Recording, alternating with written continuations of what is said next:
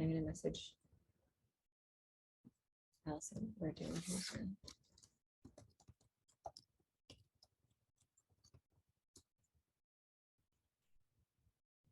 Okay.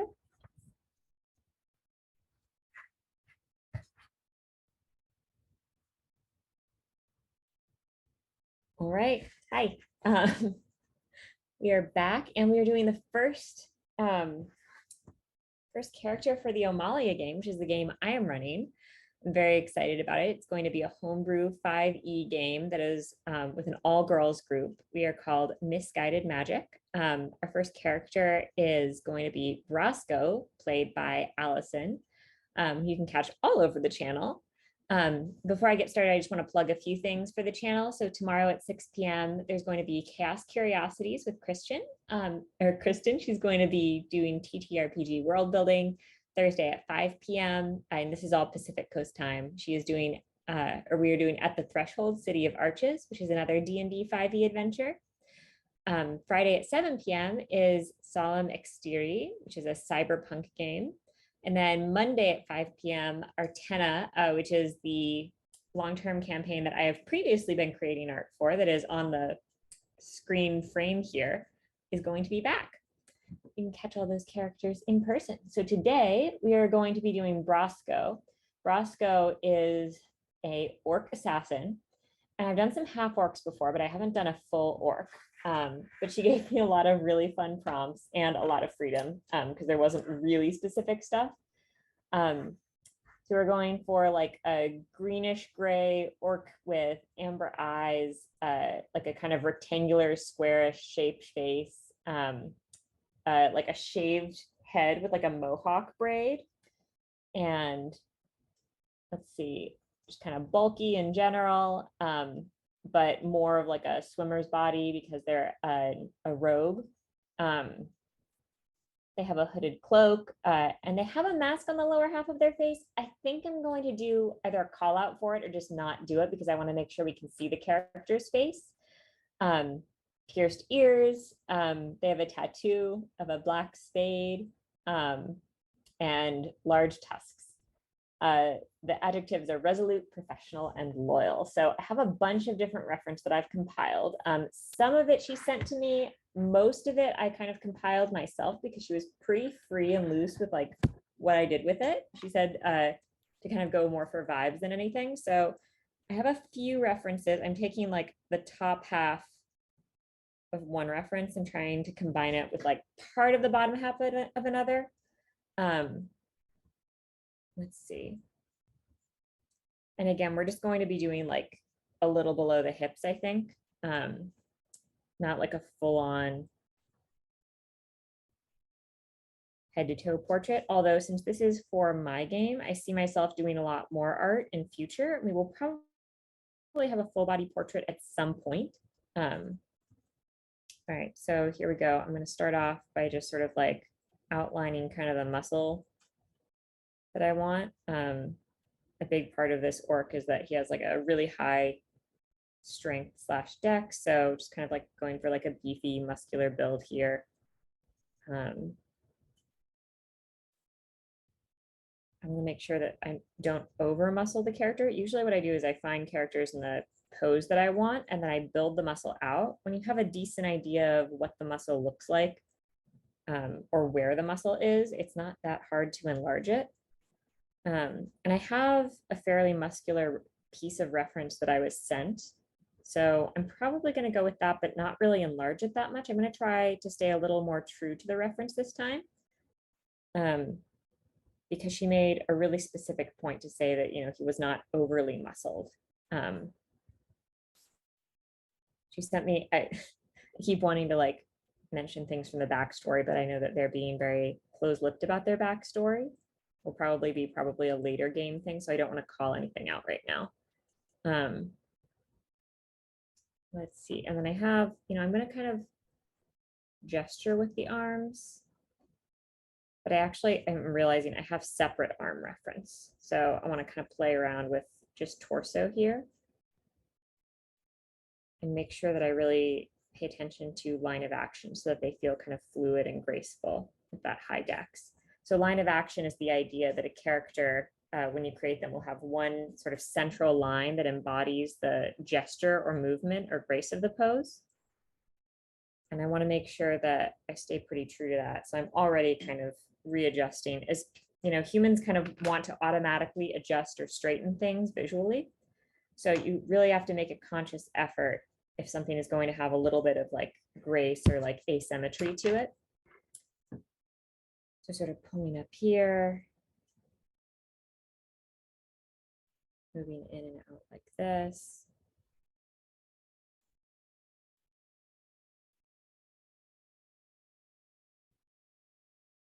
I know I want, so for example, like I see the clavicle here, and the trapezius usually comes down in like this, but when it's really built out, it moves outward. So I'm sort of bulking out the trapezius a little bit, just because I feel like with orcs, like the top half especially, needs to feel a little bit more gruff.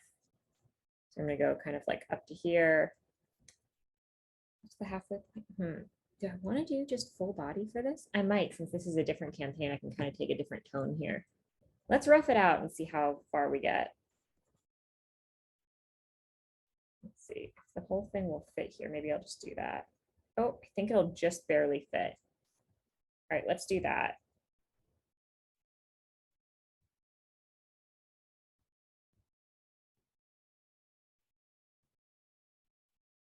Okay, that'll be kind of fun.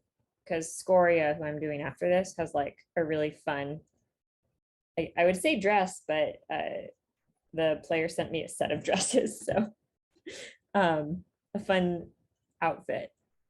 I'm gonna have to combine some of them, and I'm excited to see what that entails. All right.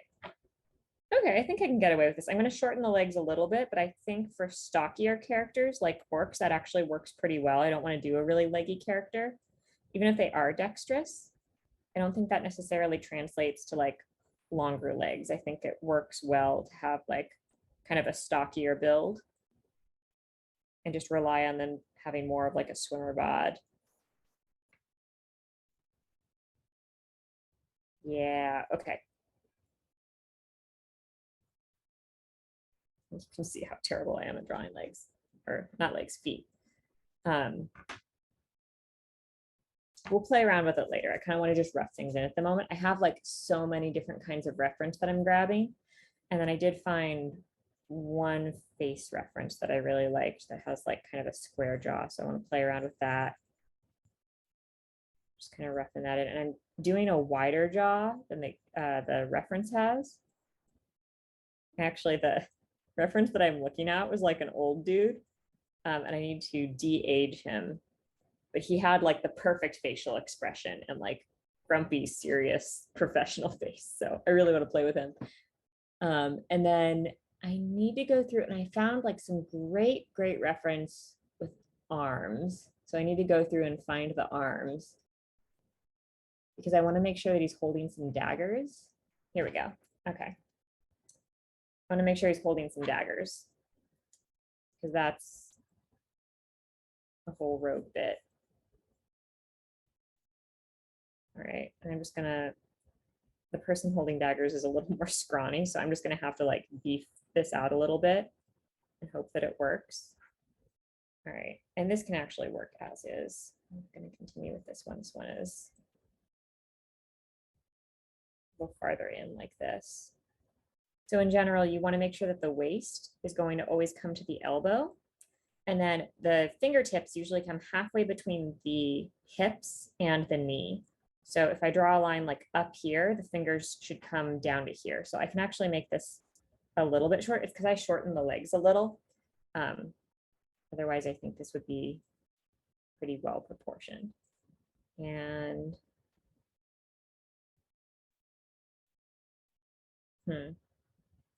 I'm debating because the pose he's in would mean the sword would kind of go off frame, and I don't want that. So I think what I'll do is I'm only going to give him a sword here or a dagger here. This hand can be doing something else. You know what? Maybe his hand will just be in a fist. Fists are not horribly hard to do. I'm just going to change what I'm seeing a little bit so that the sword this dude is holding kind of disappears.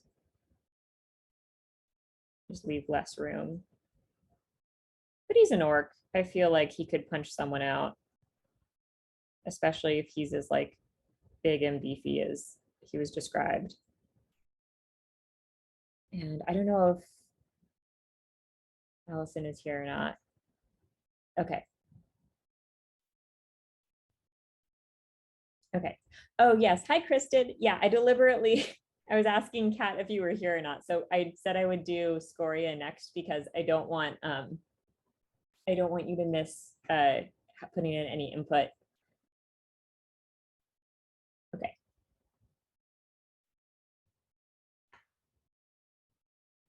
I think that works. We don't have to be super, I just need to pull in his finger a little bit more, I think. And then this will be fine. There we go. Okay. And then I'm going to zoom in on the other hand so I can draw it a little bigger. So I don't get some scrawny hand.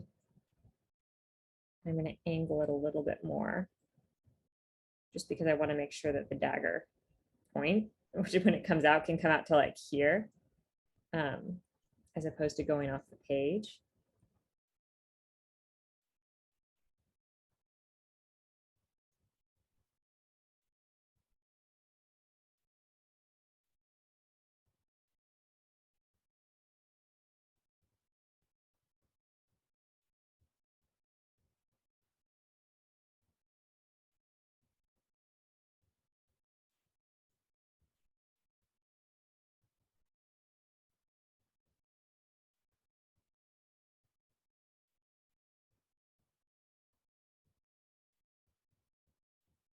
Okay. Okay. And we'll just kind of add the weapon. I want to do something like kind of cool because I know the backstory. I feel like they would have like a kind of cool specialized weapon here. You know what? It needs to follow a different line. Use my handy dandy ruler. And just kind of draw a straight line in the angle that I want. Okay, we'll play around with that later. So this is the gist of the pose, I think. And go ahead and show that to you guys. Let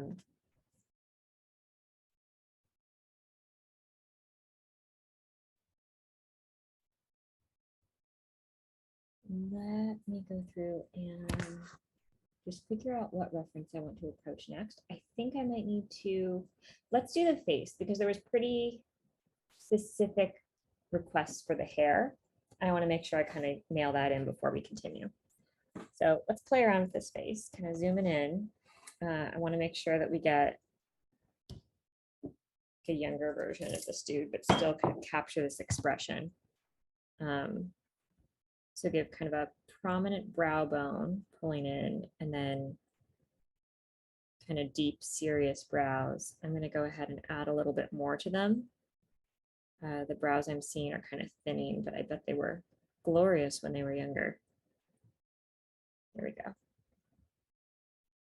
And then I also want to double check some of the, I don't like copying other people's art. So if people send me art as reference for their characters, as opposed to like just photos of stuff, I usually will check it for vibe, but I don't ever copy it as part of my reference. Okay, but the brows are pretty large and serious in the other ones that she sent me anyway, so I think it's fine. I just want to make sure I don't end up with something that's very different from what the player intended. Okay. Going through, kind of pulling up.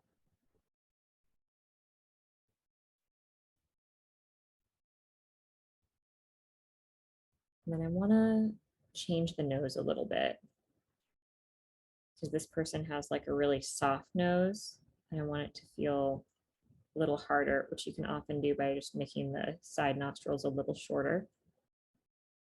And then let's pull this out. I want to give them sharper cheekbones and then pull down really hard as opposed to in to give that sort of impression of a square face. And she didn't say anything about facial hair, but I'm kind of getting like scruff vibes here. And I know that they want big tusks, so I'm going to give kind of a wider mouth.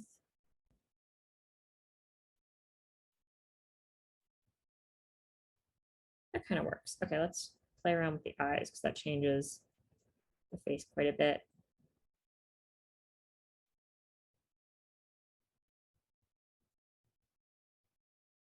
Have them as kind of small, or not small, just like, I don't know, squinty, not wide, but like still kind of long and big.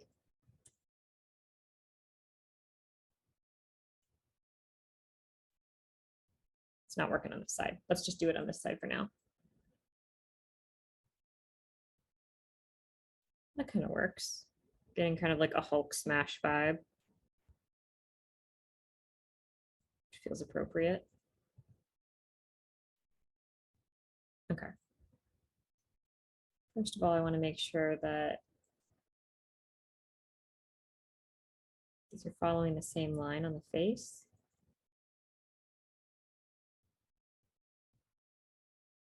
And then instead of following the reference, I'm just kind of trying to copy this eye because I'm noticing the eyes and the reference are a little bit more uneven, which may lead to why things look a little odd. Is that working? Or is that just kind of dumb? Let's add some lines around the face and see. Oftentimes that can help sort of enhance the expression. I feel like maybe what's going on is this brow is coming down too low. So I'm going to pull this in a little bit. And I'm going to make the eye a little bit wider.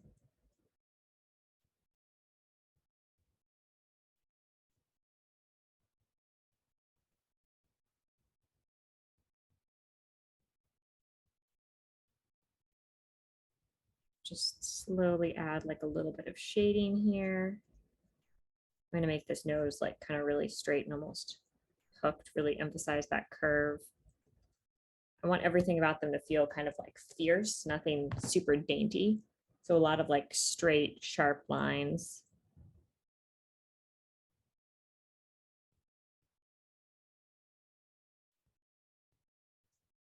Right.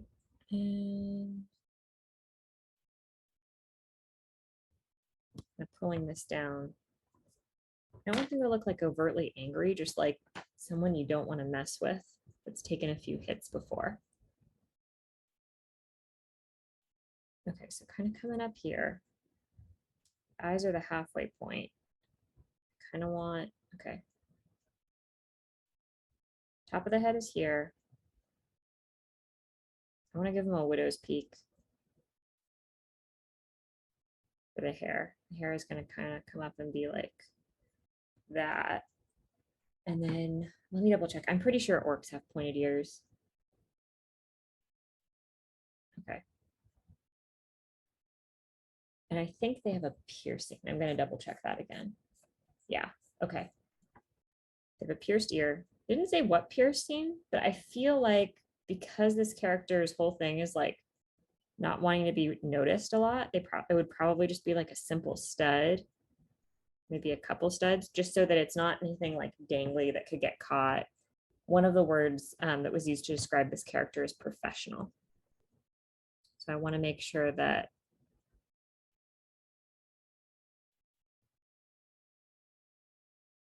the character doesn't feel like they're too decorative. So I'm just going to give like a little bit of stubble here, emphasizing some of those boxy lines. Instead of pulling this down in, I'm going to pull it down and then in.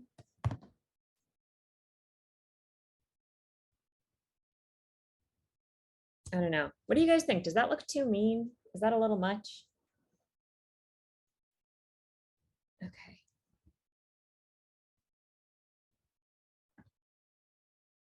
I don't know. I feel like maybe he looks a little too much like a bully. But I don't know. He's got that like kind of keep away from me vibe anyway.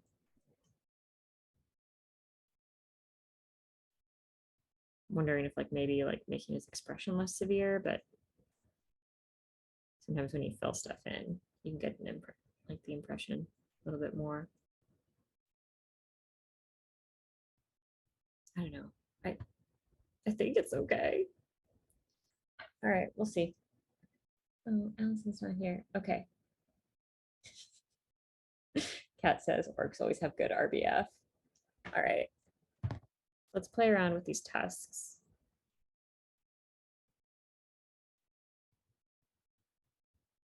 I think like that's a good size. So after that, I want to make sure there's like a little bit of a bulge here under the lip.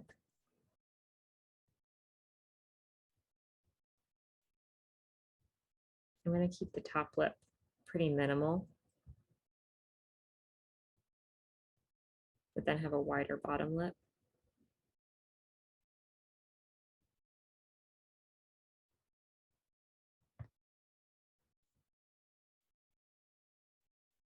Yeah, maybe this eye needs to come in a little. Oh well, I'll play with it later. I think maybe it's all right. I'm kind of digging this bottom part. Let's see. Okay.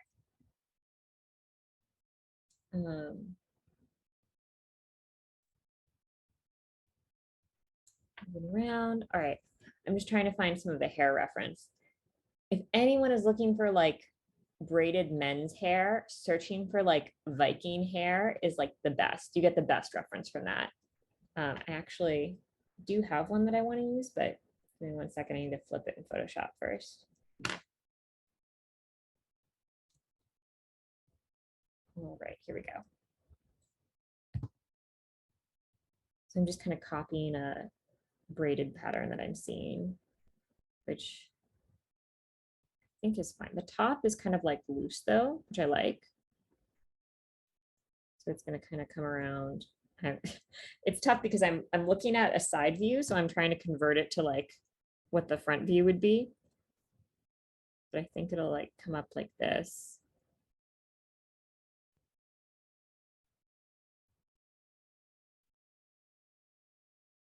All right.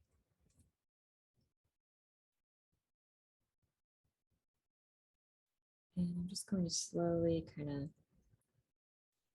work in some of this braid. I'm not going to be super particular about it because it's a 2-hour piece.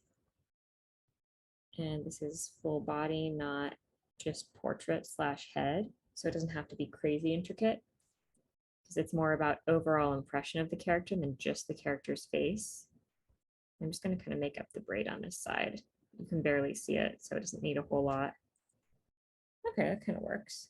I feel like, and then I want to double check, but I'm pretty sure it just comes to a ponytail as opposed to being braided all the way down the back, but I'm going to check the description I have real fast.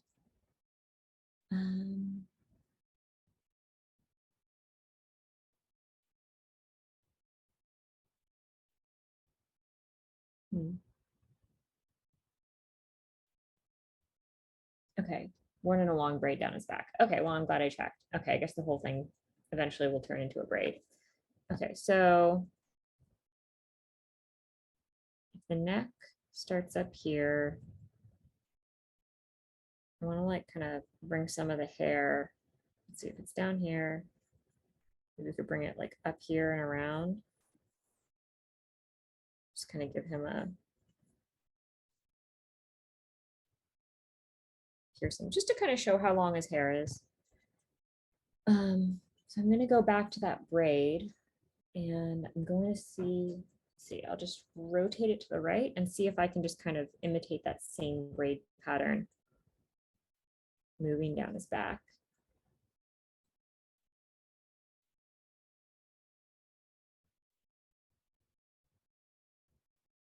You know, I think what's wrong here is that the hairline needs to be lower.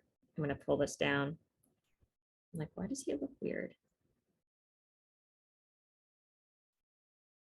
And then all of this can kind of come in a little more here, a little more here.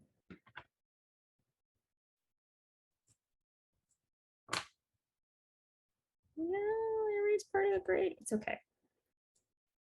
It's okay.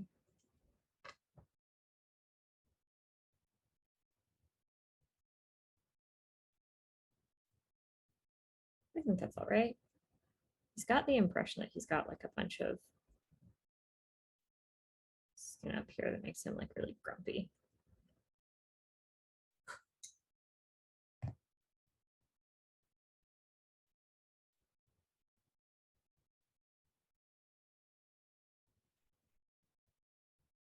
I feel like the eyes are a little lopsided, so I'm pulling a little bit down on this one, and I'm pulling a little bit up on this one.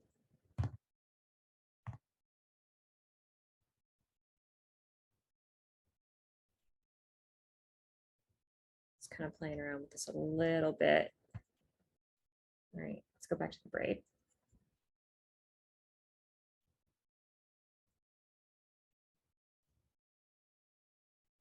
I feel like just based on the sort of utilitarian way this character has been described, I don't think they're going to have like a super like elaborate thing in their braid, but I do see them having like some sort of trick up their sleeve or whatever, because you know they're rogue. So what I'm going to do is I'm going to add like a strip in here of like maybe colored leather or something. And I think maybe they keep a garrote braided into their hair. So if they ever like are captured or whatever, and no one thinks to take that from them, they sort of have like an existing weapon. She said to be pretty free with it, so I'm kind of excited about playing around with this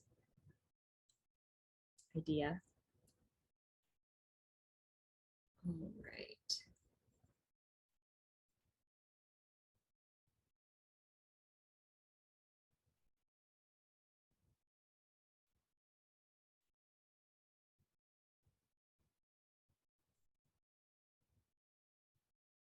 Here, and then it'll come back and wrap around a few times before kind of like falling in with the rest of the braid. She said just down his back, so I'm assuming that's long enough. Also, your hair is longer when it's out of a braid anyway. Okay. Just want to make sure this feels enough like it's coming from up here. There we go. All right, we've got the braid. Okay.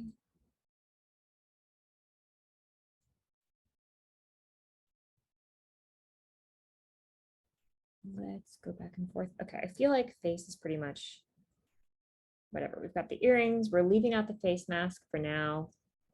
And the rest of it was just, oh, he's got a tattoo, right? Okay, he's got a tattoo of a spade on, let me double check. I think it's a neck tattoo. A tattoo of a black spade high on his neck that touches the corner of his jaw. Okay, so we'll stick it over here.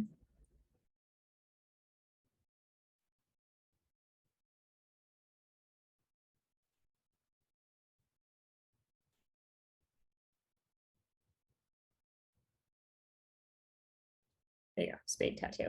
Okay. And then he's also got a couple of daggers and a bandolier of pouches across his chest, long cloak. Okay. So let's play around with the cloak and maybe the boots. I'm going to go ahead and flip the boots reference I'm looking at. I'm a big fan of those. I don't care if it doesn't make quite as much sense. I love like big lacy combat boots. Okay. Trying to give them as much leg as possible without cutting off the paper. Maybe in future I'll make these on slightly bigger pieces. Very excited for my campaign. Extra special treatment. Right.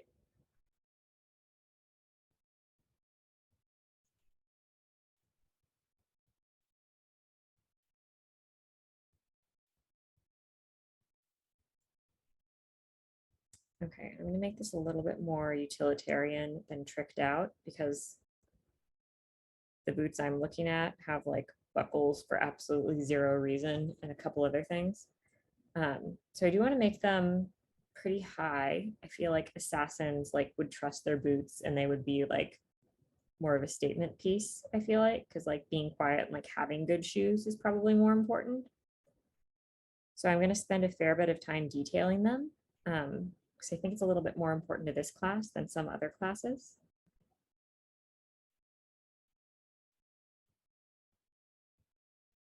I'm going to say probably the worst is like looking at reference for one thing and then pairing it with the reference that you've drawn already, like at a different angle. So I'm trying to figure out like, okay, there'd probably be a wrinkle in here or something. Okay. Move this around.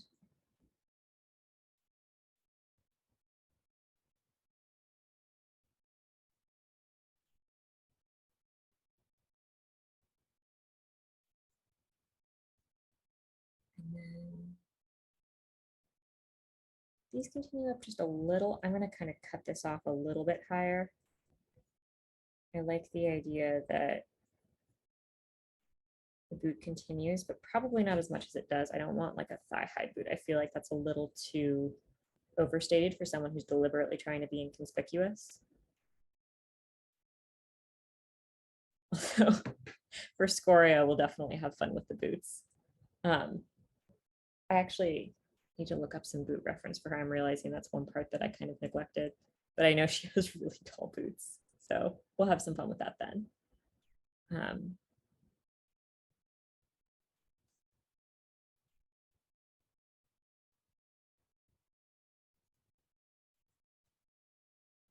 Right.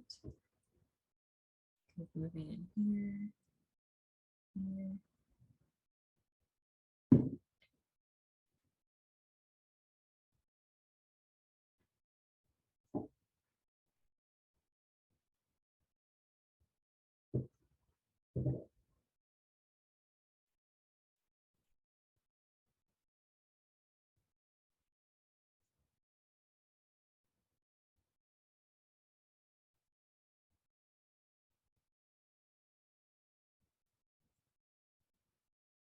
Okay. And I am going to go through and kind of detail the laces because I think these boots are important. I'm probably going to put a lot less detail on the rest of the character because I know they're kind of minimalist. But I want them to give, I want to give them like something cool that feels kind of unique to the character and uniquely them. And then of course, I have to figure out how shoelaces work every time. Usually I just start with one kind of moving back and forth. Start with over, then you go under. This will go under, under. Here we go over.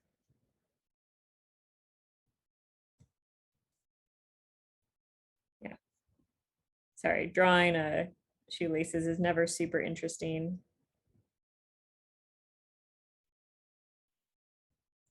So you get to the end and then you kind of join them together at the front like this, and you go back around the other way.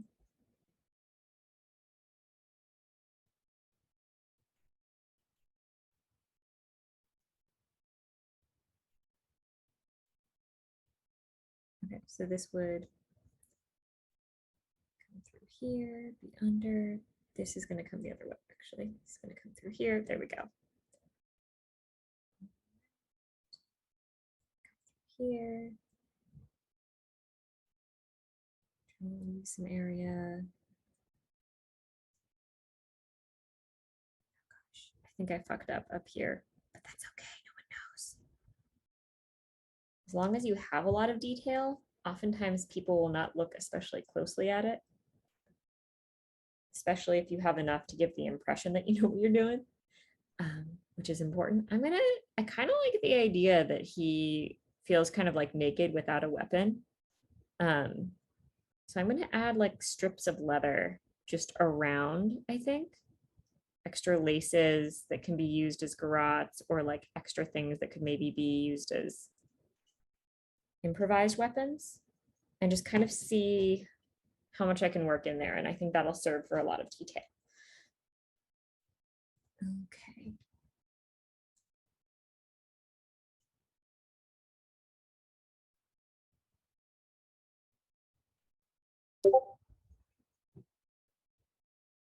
Okay. Kristen just said that she found some boot styles that she wants. So I guess I don't have to look up reference for that. All right. I'm just going to copy the same boot because the other boot is not at an advantageous angle. Okay. Here, I got to give them more of a foot.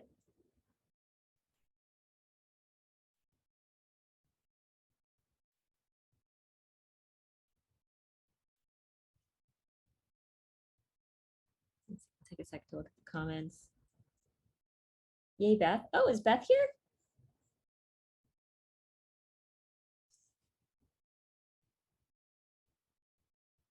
Hello, Beth.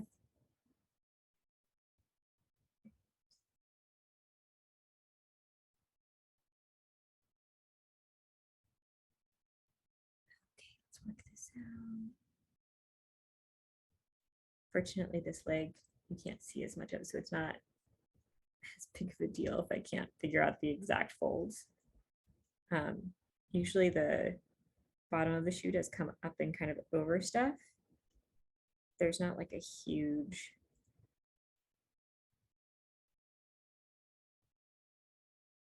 amount to do with it.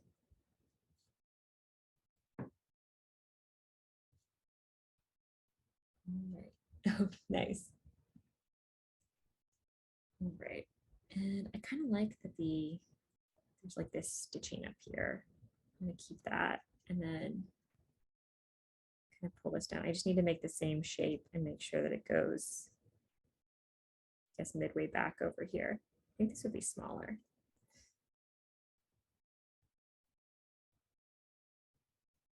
Right.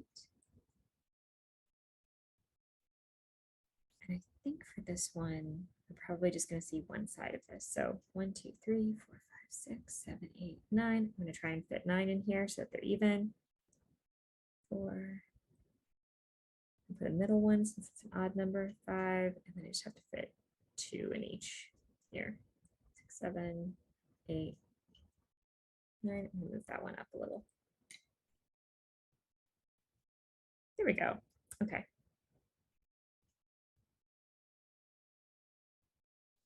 This, and then I think above this we have like a little extra thing.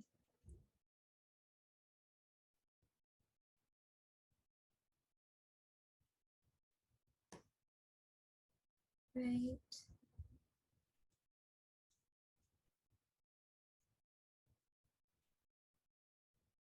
Been having a lot of fun with shoelaces lately because I'm working on a graphic novel pitch, and the character that I was working on, I just finished her a little while ago. She's a tween and she's like really goth, and I was trying to think of like something that like wouldn't cost her money that she could do to sort of add to her vibe. So I found all of these like ways of like specially tying shoelaces to look like stars or like other things like that. And I've been having a lot of fun with those. I'm also a little sick of it at this point. But it's been really fun. I've been kind of tempted to maybe try that with my shoes, see how it goes. We've been looking at shoelaces a lot lately. So hopefully I'll just be able to kind of wing it so that it looks kind of natural. All right, and then this one will just go over. I think that's pretty much it. And then we're going to add the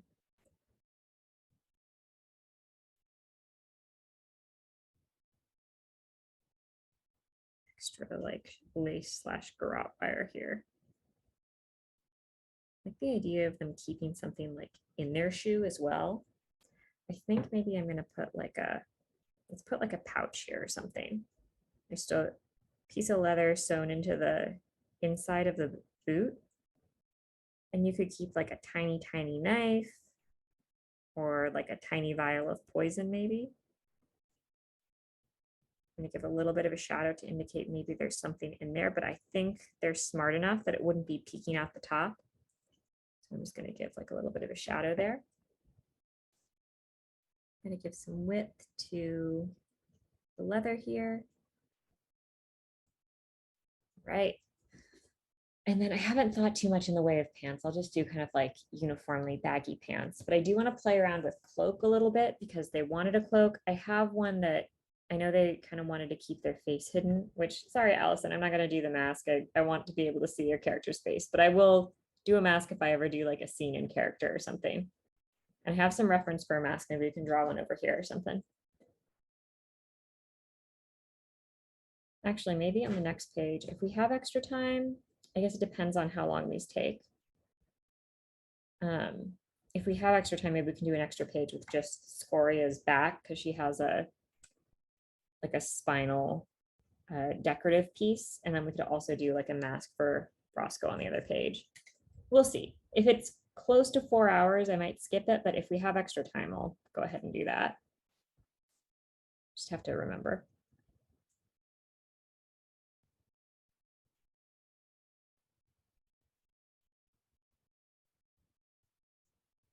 Okay, so I found one cloak. I think I'm adjusting folds correctly to fit this at new angle. But I found one cloak that like kind of wraps around and has more of like a cape scarf vibe, but I feel like that could easily accommodate a hood in the back. And also it gives the option to have like just extra material in general, which I think kind of like fits his personality. He's, you know, like resourceful, uses what's at hand. If he needs to like push it up over his face or something, he can.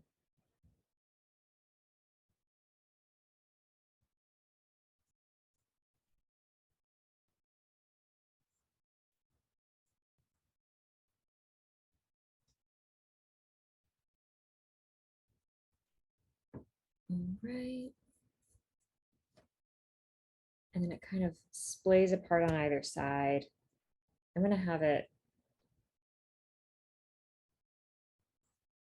like I'll have it down a little bit more here, but I do want to like open it up at least on one side, just to kind of show what else he's wearing. So you know he's secretive and like a lot of him is covered, which is kind of what was in the description, but I want to give some indication, even if it's just something kind of like nondescript. Been having a lot of fun with drapey stuff lately. I'm doing the different PC like players for my game for Amalia. I'm doing, they all sent me photo reference of themselves in like D&D-esque poses, and I'm doing them as cartoon characters to advertise them as players, which I'm sorry, Kat, I promise I will get that to you soon. It's just been an insane few weeks moving cross country, but yeah, Beth has like a sorcerer pose, and so I have her in this like giant flowy cloak thing. So I've been practicing different folds for kind of flowy garments a lot to work on hers. I sent her the sketch and she approved it. So I did the final liner, but I need to like actually color it. Is this too, I kind of want to make it fitted, but I feel like that's a little bit too stylish for Brosco. It sounds like he just doesn't give a fuck. Which reminds me of Allison. She's a badass. So yeah, I guess I should probably, I want to be true to the character. I'll just make it bigger. We'll hide some of that sexy bod. I think the whole point for him having this is to remain hidden. So we'll get rid of this.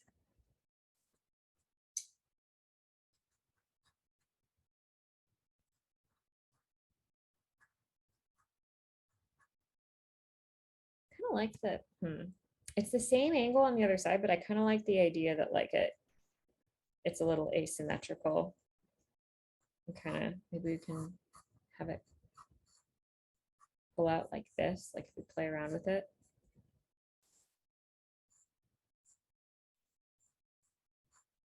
Kind of like that. Could be fun. I don't think Allison is on stream. Okay. Oh, thanks, Beth. Okay, and then the cloak, I'm gonna make a little bit more fitted. I feel like I can buy the cloak is loose, and then Roscoe just had like beefy arms and couldn't do anything about it because they're not proficient with sewing tools, or is it weaver's tools?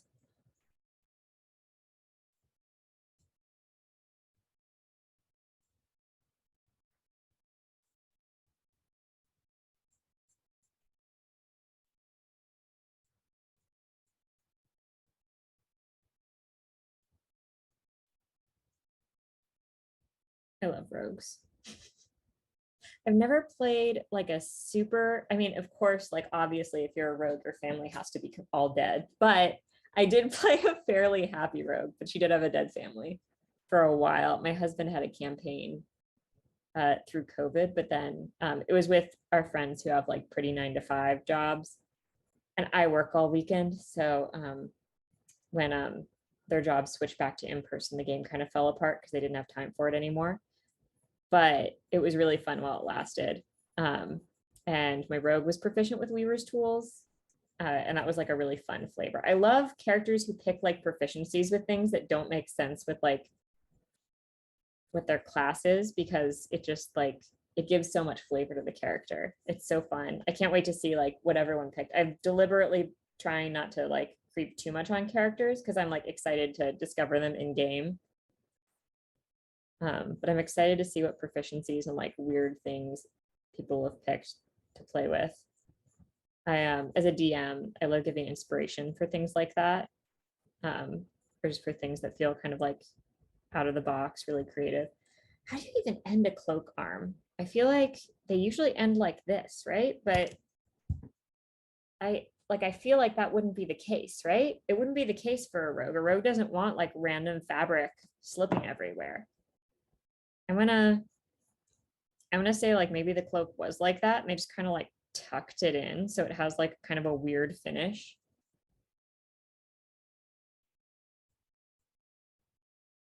Here we go. And then I'm going to have like a fitted sleeve coming out past that because I feel like I haven't even checked, but I'm assuming, I mean, rogues have to be proficient with thieves' tools and they probably proficient with sleight of hand. I'm assuming he wants his hands like pretty free. Let's play around with that. And then this one can be kind of the same. Oh, so sad. We have to cover up the beefy shoulders. Oh well. I know they're there.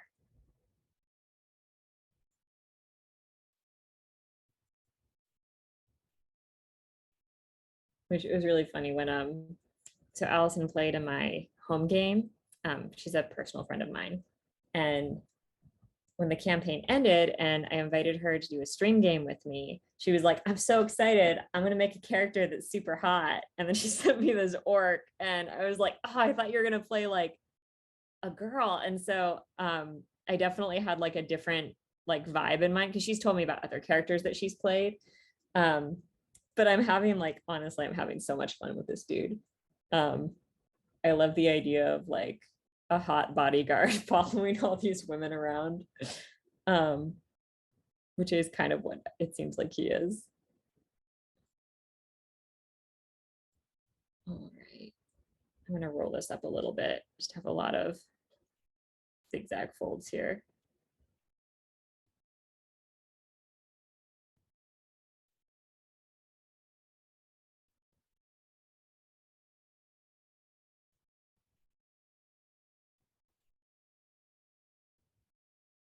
I'm assuming they're wearing black, but I don't want everything to be black because then it's just not going to have a lot of variety. Maybe we'll just do some very, very dark muted colors.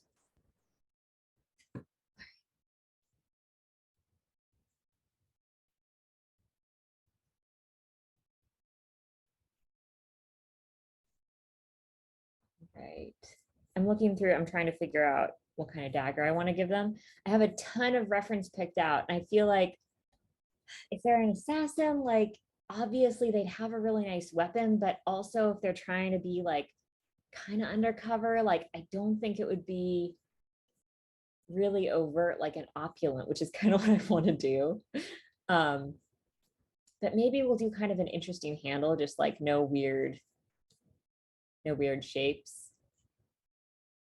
Could be kind of ornate. Or maybe we'll do like a sickle blade or something, or a curved blade. I kind of like the idea of a curved blade. Let's kind of play around with that. Maybe I'll have the blade handle like coming up. And I know she said she wanted really square shape language, so I'll kind of give it like a boxier asymmetrical hilt like this. And we'll take this and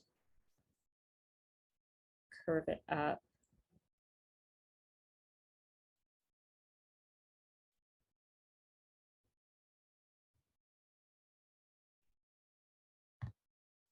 That work? Maybe it'll kind of like taper into this.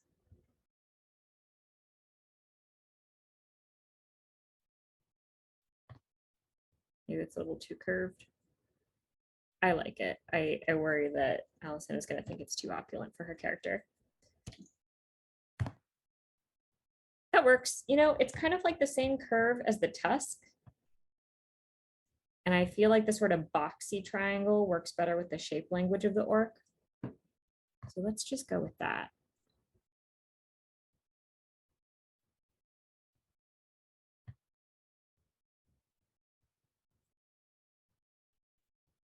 Right. And right now I just have these two characters to go off of, but I'm so excited for the other characters. I kind of have like ideas for them already. So I'm excited to see, because I've heard about them so much, but I don't have their character descriptions.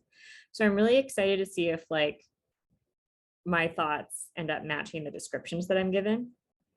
I'm going to kind of give like some extra triangles here or something. I feel like maybe there's some grooves in here so that if you kind of like a dipping pen, like when you like there's a little crevice where you put ink, and then when you press it down, like the ink is released. Like I kind of like the idea, maybe I'll sort of continue it up here, where like you can put poison in the blade, and if you stab someone with the tip of the blade, they're not poisoned. But if you stab them with the entire blade, like you legit want to kill them, then the poison is released.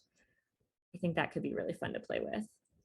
So I'm gonna like add something there, and maybe there's like a hole where you can kind of dip it. Like it's opulent, but it's opulent with a purpose. So maybe there's like a crevice here, and in the crevice, if you like put a few drops of something, it'll like seep through to this part of the blade. And then there's just like embellishment around it to make it look like it was a decorative choice. So the blade doesn't look as dangerous as it is. Kind of like that.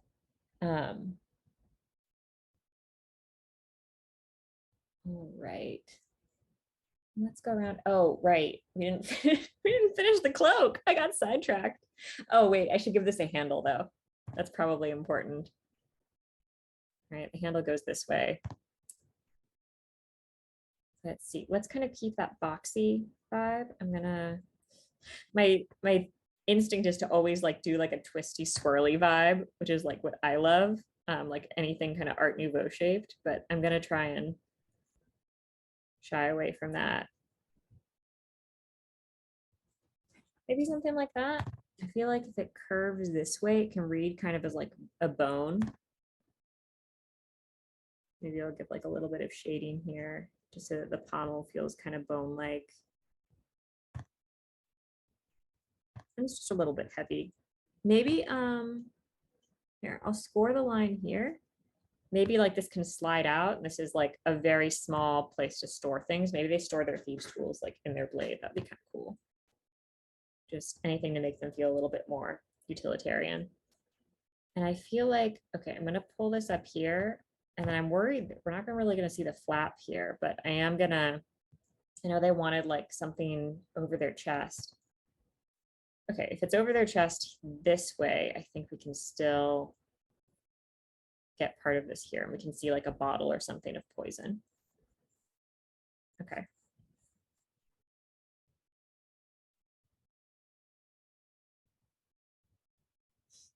The only really long-term campaign that I've actually gotten to play in, because mostly I DM, was my friend's campaign. It was a 4-year campaign. It ended like last month, right before we moved. And I was a tiefling, and my character's whole journey was like, because she was way younger than the other characters. It was like kind of growing up, and so for like a good like maybe a third of the game, half the game, she had a huge crush on this like super beefy orc warrior named Gurag, and at the end they got married, and it was very cute, and he had like a super gruff expression. I have like a bunch of fan art of him. If you look at the early watercolor wizardry streams, there's like fan art of like a tiefling and an orc, and that was my character and the orc she had a crush on. And I just kept sending my DM fan art of them. And then eventually it happened. It was beautiful. That is my experience with orcs.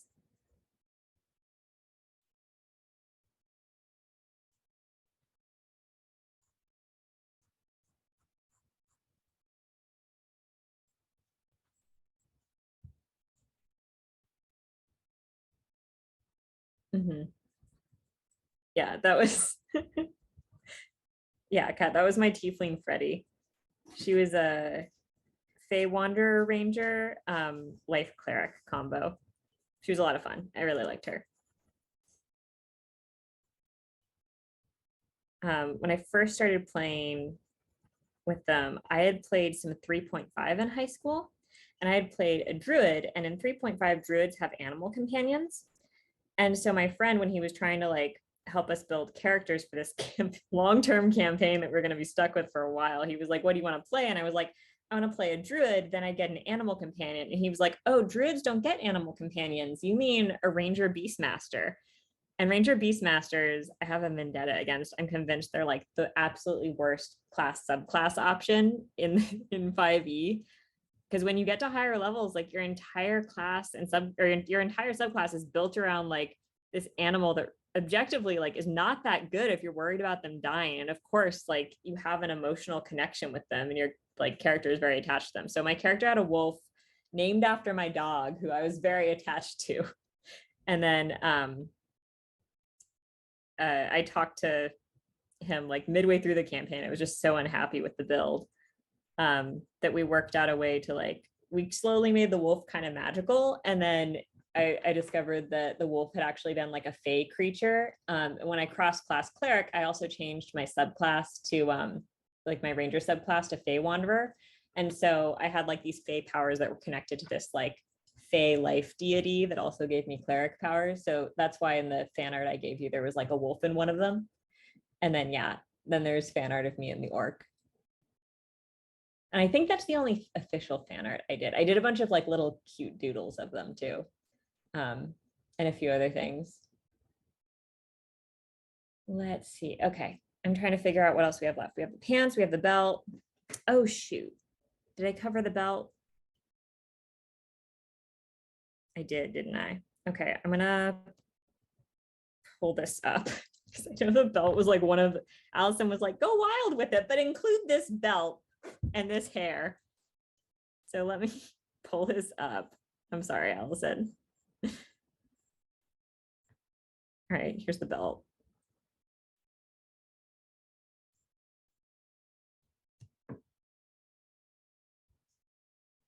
Let me go through and I'm just going to reread the description of the belt that she sent.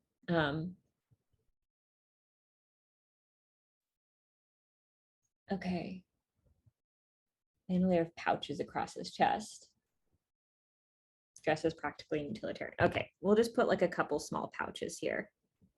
I'm assuming these will hold like poison or thieves' tools or something. Like they probably don't have to be that big. We'll make them really small.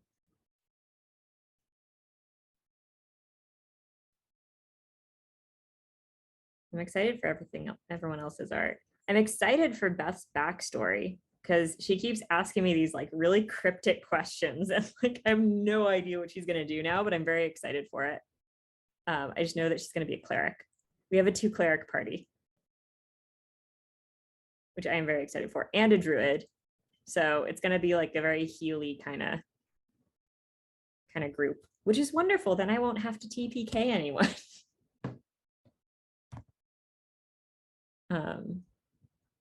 The other game I run that Beth plays in, we have a paladin who does not like to heal people, and then also no cleric. And Beth is like a divine soul sorcerer, so she's a sorcerer, but she's like the default healer. I guess we have a ranger who heals people sometimes, but I'm always worried I'm gonna kill them. They're not super healy.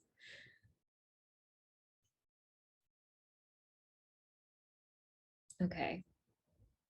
I'm just rereading through the description and making sure there's nothing that she wanted that I missed.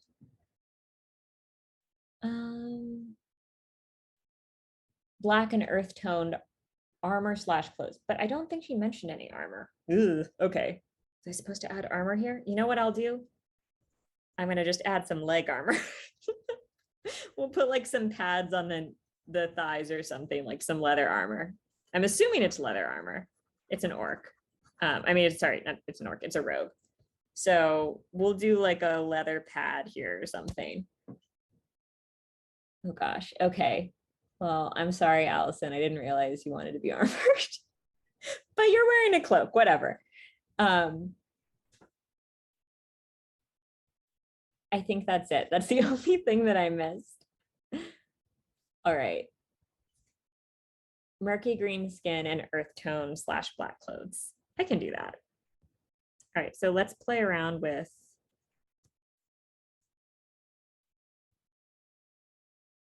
I feel like you'd see the edge of something here.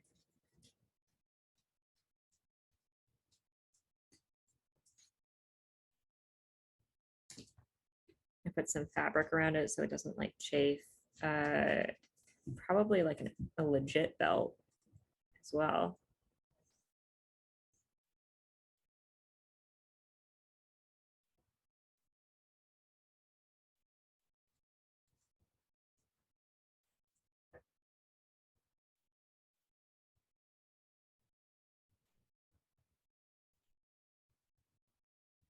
Just some indications of shadow, and then we'll just have a few like loose pipe folds over here at the bottom of the shirt. Feel like rogues would wear baggy clothes if possible, especially if they're trying to be nondescript because they can hide weapons in them as well. So I'm going to try and give some things that are a little loose. Okay, and then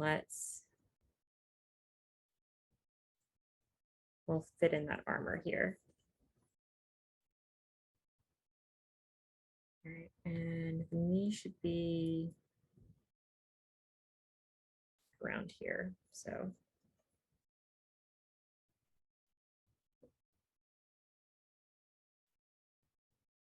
we go. And then we should have like some sort of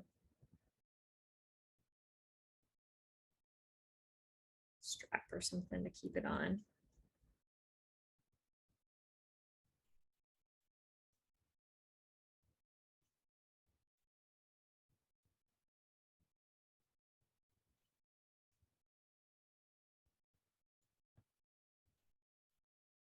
Really lots of like folds around this if they're wearing kind of loose pants.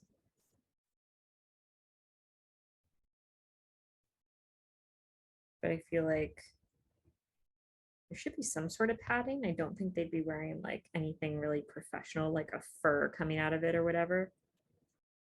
Probably just like whatever they had at first place he stopped.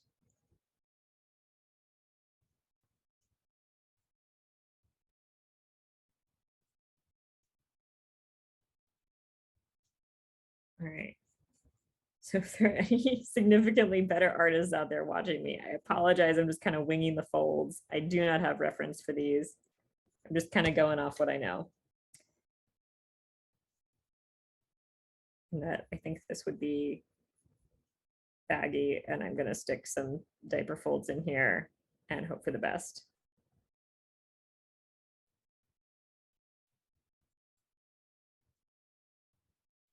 All right, good enough.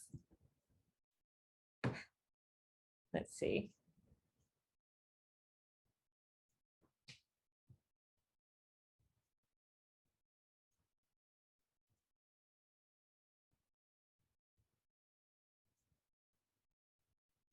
All right, I think that's pretty much it for the drawing, unless anyone has any like suggestions of stuff to add.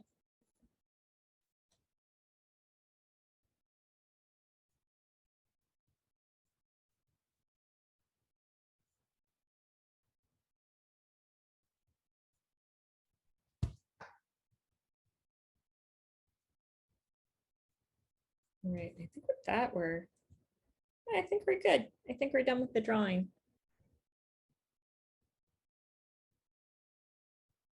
All right. Earth tones and black. I think that's it. And then a murky, is it murky gray skin? Murky green skin with a gray undertone. Okay, so we'll just do a desaturated green. And then, yeah. Oh, look, it's 5. We have an hour to paint. Perfect timing. Okay. So let's start with that skin tone. I have a bunch of greens already mixed up. So I'm just going to take like some of this grayish blue and kind of mix it in, see what we get. I get the feeling that he's like kind of dark tone. Probably because it goes with the just being dark and edgy, goes with the edgelord vibe. Um,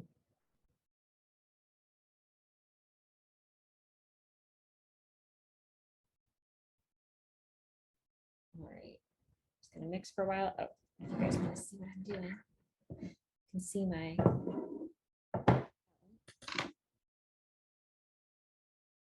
which I moved to the East Coast last week, and it's been a journey. And I finally got my paint set up, and I did the watercolor wizardry stream last week, and it had not occurred to me like the level of humidity that is here. Um, and so I put the paints away, and it took me a little while to get set up earlier today because I opened it and like it's so humid here that there was actually like some mold on the paints because they were still wet when I had like put them away. It was really gross. I had to like clean the paint off and like wipe it and stuff. Ugh. Anyway, yeah, I'm gonna probably have to learn to use less water in my paints in general because I'm from LA, or well, I'm from here technically, but I've lived in LA for like 13 years. So I I've not, it just never occurred to me. So yeah, we'll see how that goes. Maybe next stream I'll just use less paint. I have like this huge paint set, and I bought it as like an investment when I graduated college, which was like, like 7 years ago. And so I haven't re-upped my watercolor supply since then, really, because like this is a really, really good set and it lasts a long time. And so I finally I broke down, I ordered a new set, and it looks like it's going to come just in time because I do not want to work with moldy paints. That's gross. All right. So while we have this dude, let's add like a little bit of red. Well, the paint is still wet. All right.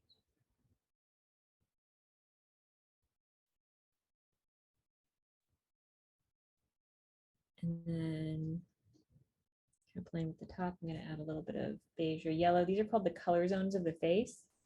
Usually the top part of the head will have like a yellowish or ochre tint to it.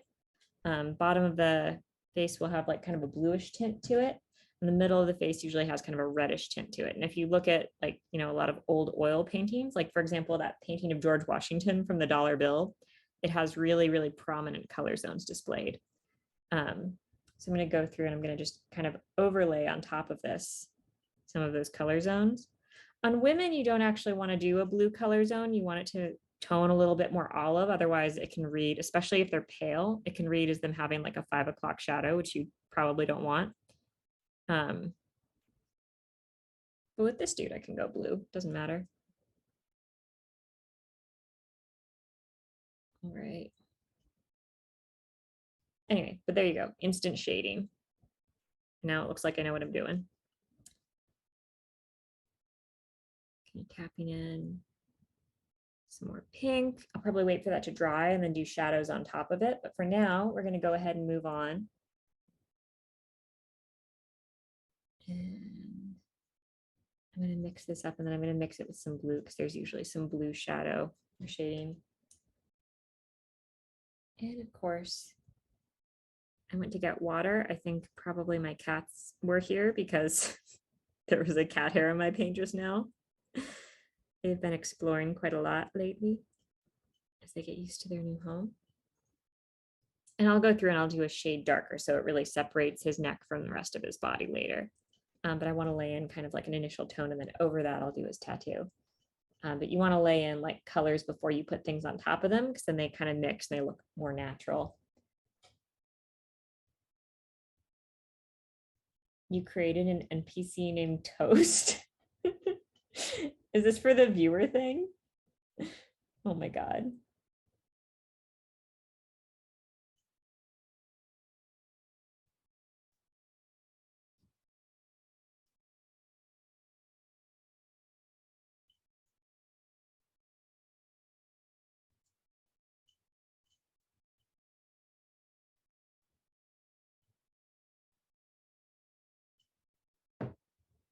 Right. And go ahead and take some red. And I really like putting like tones of red on the fingers. In general, you get a little bit more circulation anywhere there are joints and also on the red color zone of the face. Oh, he's an ally. Oh my God. Well, I can't wait to hear about him. It sounds absurd. Kristen was telling me about her backstory. I told her, she sent me a backstory and I was like, wow, you have a lot of enemies. Like, are you sure you don't want like an ally or something in your backstory? And she was like, oh, I'm going to go make one. So apparently his name is Toast. All right. Oh, you know what I should have done? I should have gone over the hands with a darker pencil first. Now maybe I'll have to redraw them. We'll see. Hopefully not.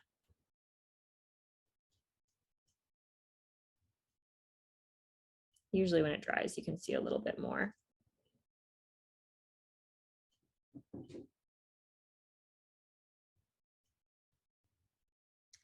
Right. Yeah, I feel like backstories should be stories. Yeah, why not? All right, let's leave this for a while. Oh, you know what? I want to grab like a intense kind of amber color for the eyes because I remember that's one of the other few things that Allison specified.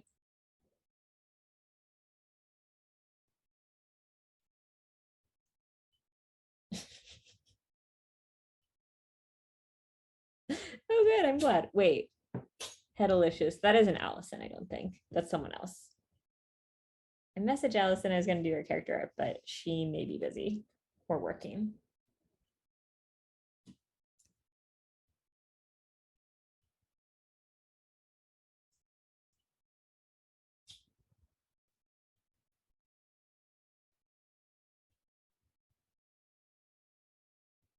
Oh, it is Allison. Okay. Yay.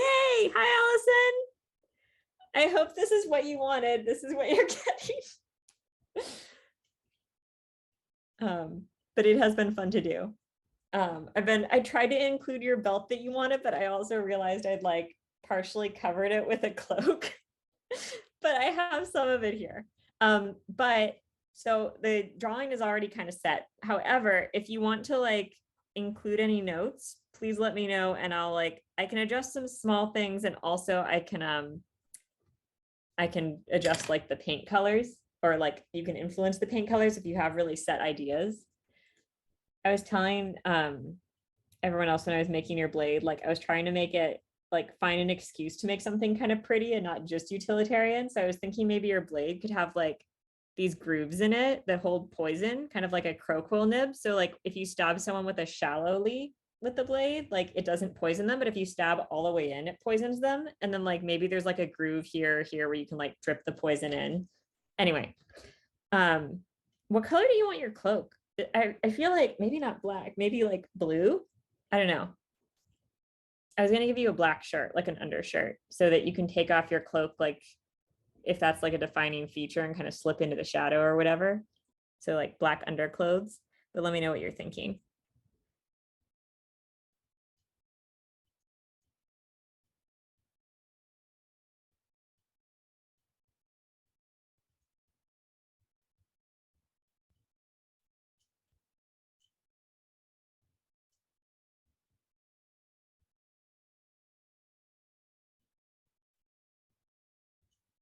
Good, I'm glad.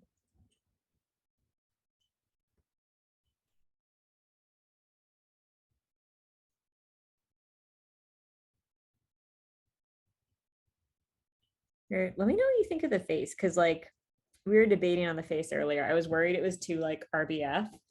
Um, but I was saying this probably will not be the only artwork of the characters since it's like my campaign. I'll probably be doing multiple things on stream. So if you have other thoughts, let me know and he can be drawn differently in future.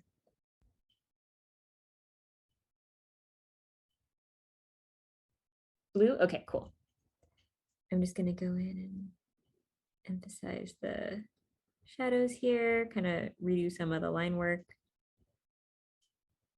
And then we'll color in the cloak.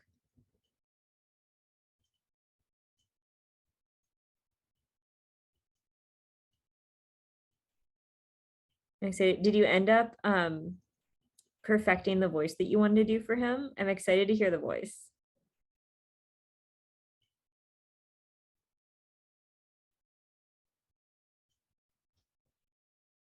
So I know she got to try it out on me when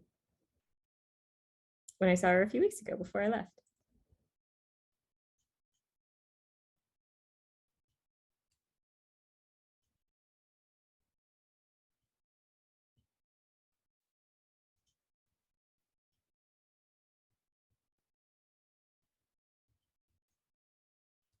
There we go. I feel like I don't need like a ton of extra shadow.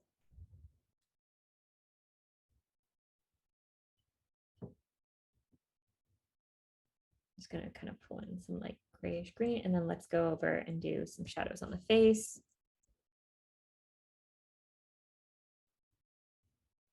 I'm gonna do shadows on the skin, but I think the hair, eyebrows, and like around the eyes, I'm gonna wait to do until I have like some blackout, which I'll probably do after the clip because it involves the hair.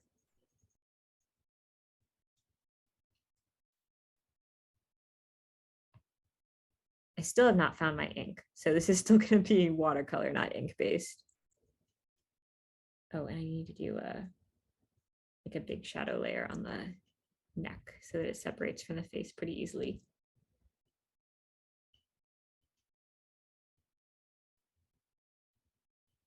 I do have your spade tattoo here. I just haven't filled it in yet.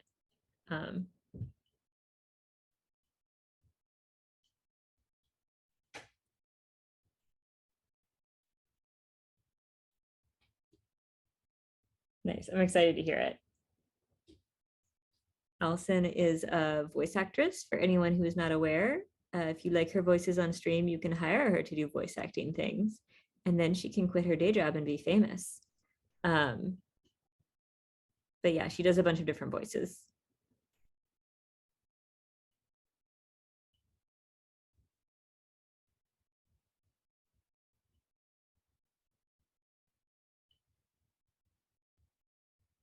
Right. I'm gonna just kind of darken the area where the hairline is without going over it with anything opaque, just to sort of show that you're not completely bald. Right. I keep like self-consciously wiping my wrist because I'm like paranoid I'm gonna smudge the paper.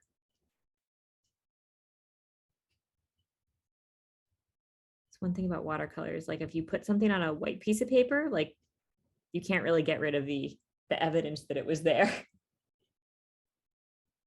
Though it is forgiving if you want to like smudge it and move around a color. Here's the studs. Oh gosh, I'm like nervous about going around the eyes. I usually have my micron pens, but those are still packed. So I'm going to be going over things with my brush.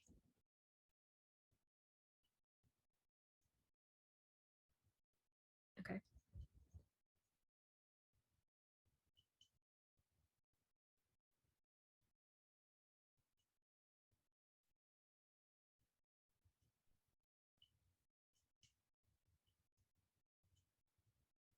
Mm.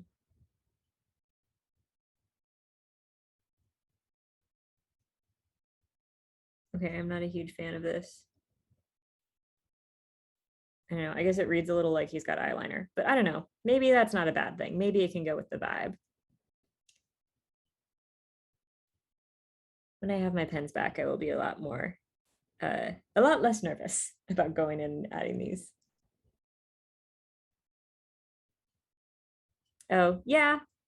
You started with an accent, which I think is why your parent NPCs have accents. Because I was trying to like imitate yours. Oh, I'm so glad. Yeah, are you thinking of doing an accent for your Twilight cleric?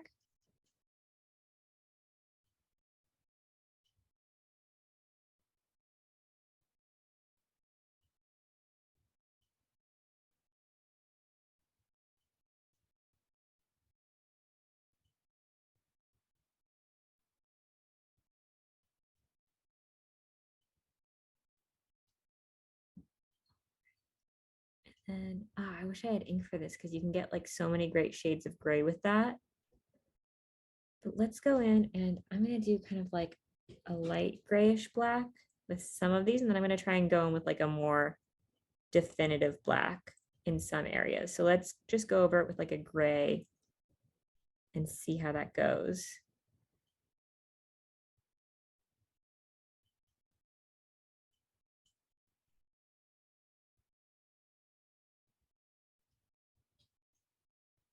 I think you should. I'd be excited to see it.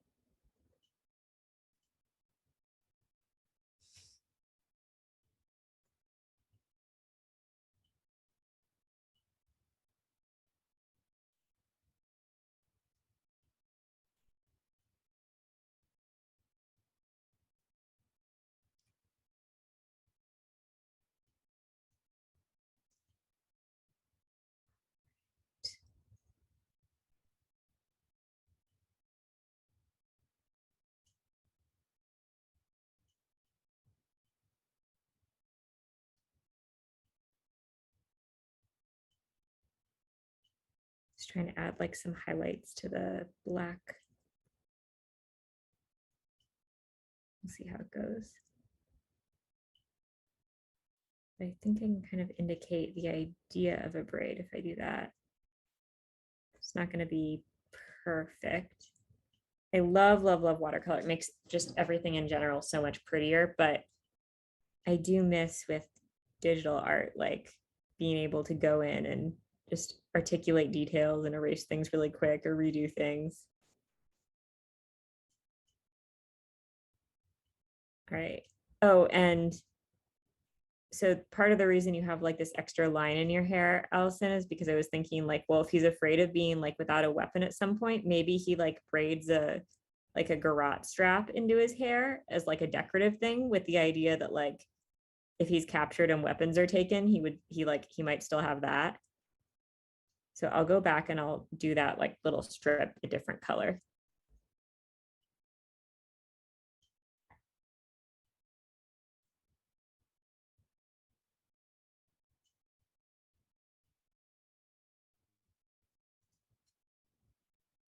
All right.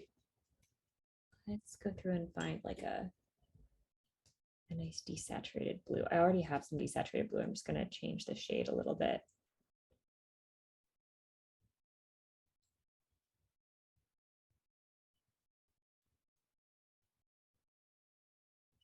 Just kind of bringing some warm tones. Orange and blue are complements. So if you bring some orange into blue, it'll instantly desaturate it and give kind of like a muggy tone to it. That way we can have kind of like an earthy blue, like so. All right, so I'm just going to go over the whole thing and then I'll articulate the shadows later.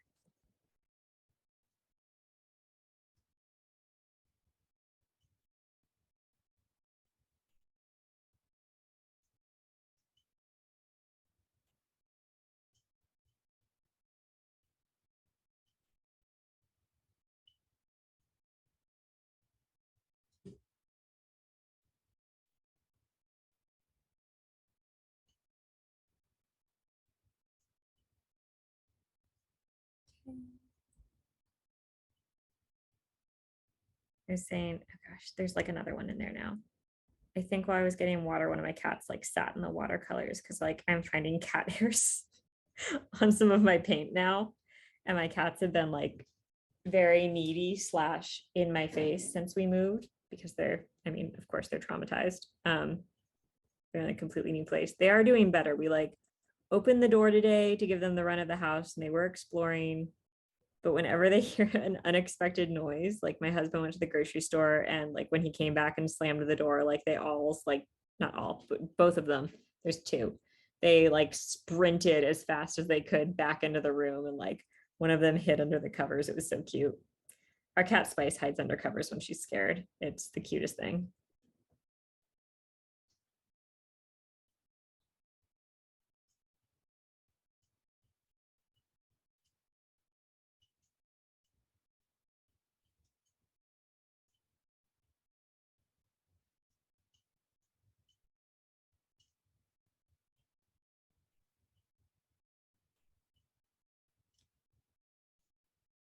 I'm not going to be able to see some of these folds I drew. It's going to be harder to paint them in. Let's see. I think I might just go through with a pencil here and just kind of it's a little darker and kind of articulate these a little bit more before I paint them in to preserve some of this work.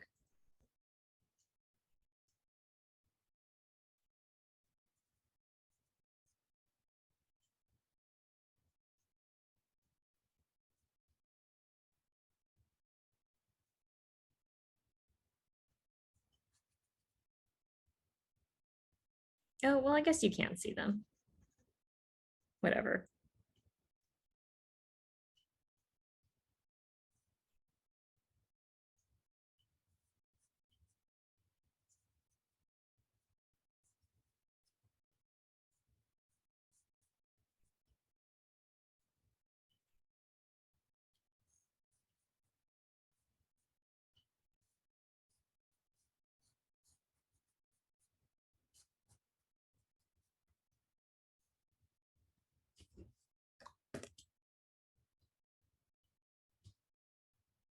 All right. I'll kind of try and do this in patches because with watercolor, if it dries, it creates like a really hard line. So what you want to do when you have like a large wash that you're doing is find places where you can break it up and like it seems natural so that when that hard line forms, it's not something you feel like you have to cover or constantly like rush to erase. Which is why we're kind of doing this in segments. And then I can let things dry in between.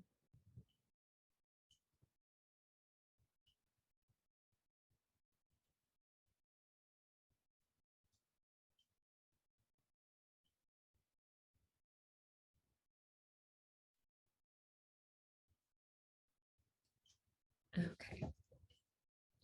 We'll do the underside of the cloak, which I am going to make a little bit darker. I'll go in and paint it normally, and then I'll just like tap in. While something is wet, you can always tap it with watercolor with like extra pigment, and it'll automatically disperse just as it pools and dries. So we'll just do a darker version here. Ooh, or maybe it's reversible because he's a rogue and he might need to be disguised. Shit. Okay, I'm gonna I'm gonna get a bunch of orange and we're gonna make the inside brown or like sepia. Okay, because I know you wanted earth tones. Let's see if that'll work. That's kind of intense. I don't want it to be like dramatically more saturated than everything else. I'll like wash it out with some gray.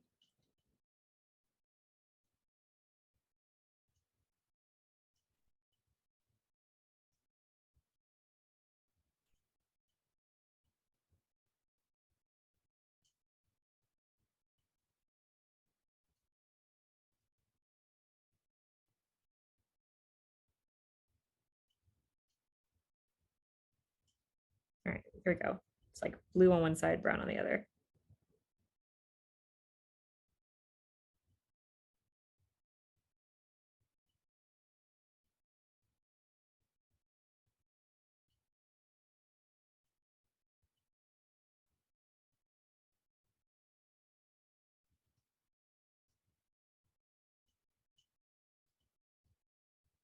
I'm kind of tapping it to release more pigment from the brush so that it can be darker.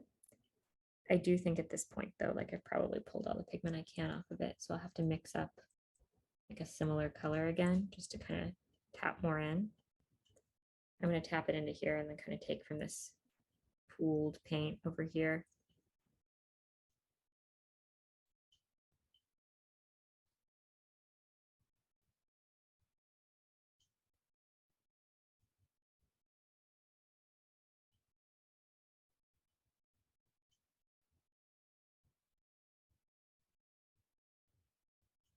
Okay.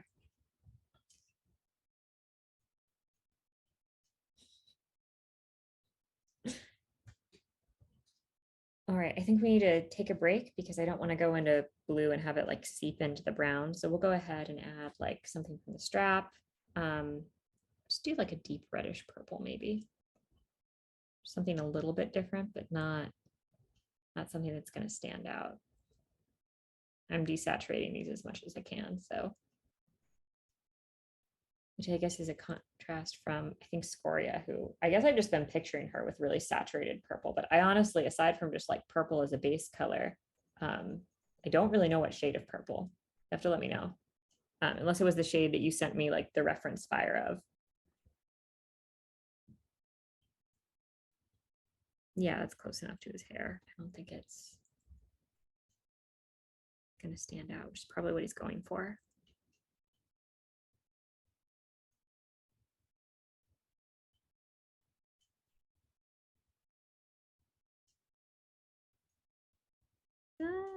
Well, I guess now at this point you can kind of barely notice it. I know it's there though.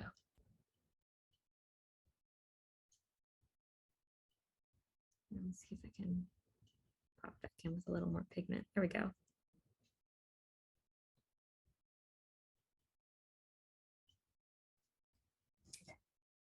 I'm gonna go back in with some black/gray. Try and pull in some other areas. Keep seeing like motion out of the corner of my eye from the screen, but it's because there's such a lag on the stream. I think there's like a 30-second lag. If it takes me a minute to respond to anything in the chat, that's why.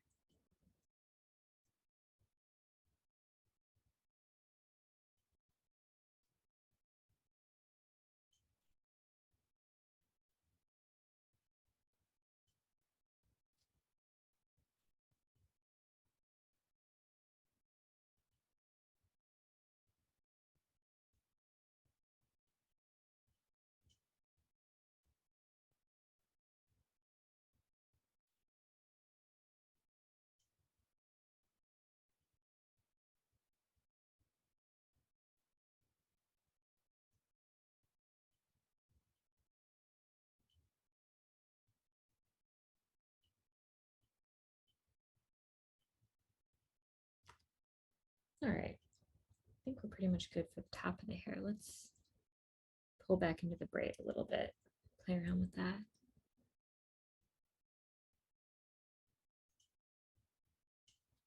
Just want to add a few darks just to give a little bit more depth to the hair.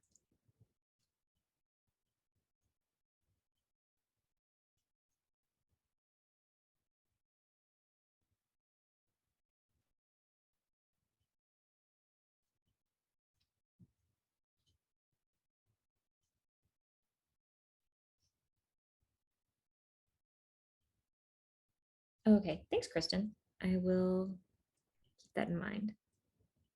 I love lavender.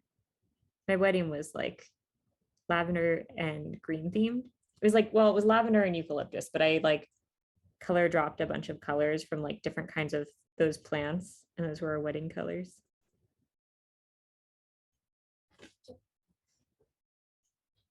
Okay, I still think this is wet. Let's do the blade. I don't know. What color blade do you want, Allison?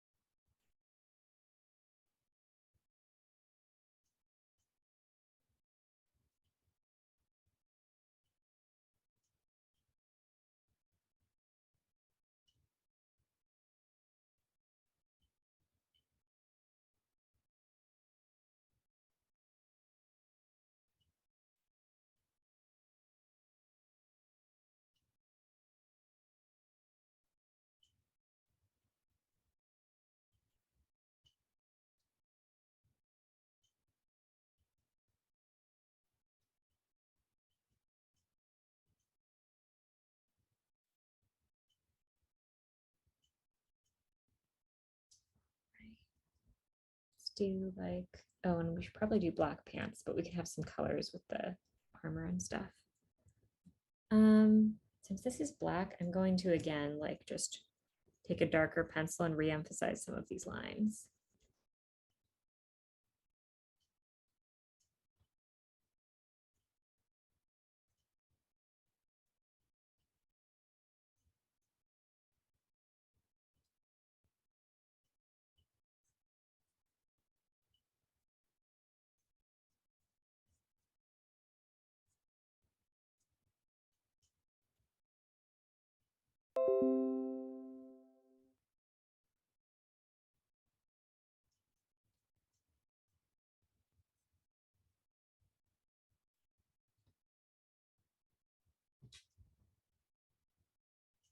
Red? Okay, makes sense. Yeah, we could do like a kind of burnt red.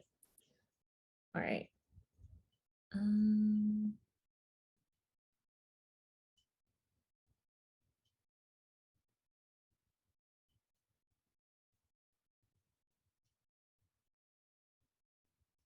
works. It kind of reads as like a kind of tempered bronze as well.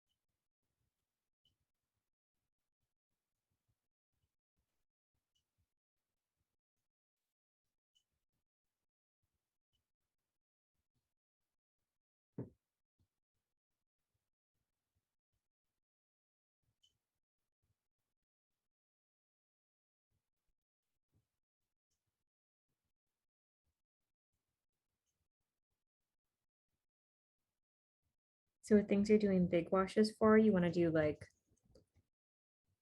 have a lot of water on your brush so that you can cover a large area. But if you're trying to do precise lines, you can do like dry on dry, which is like barely any water on your brush on dry paper.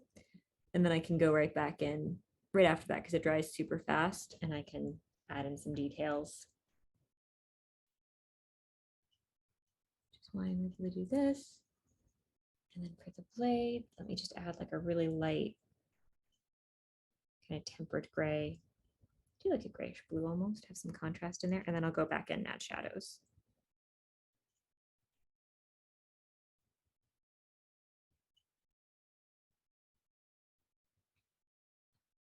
Oh, Spice is here.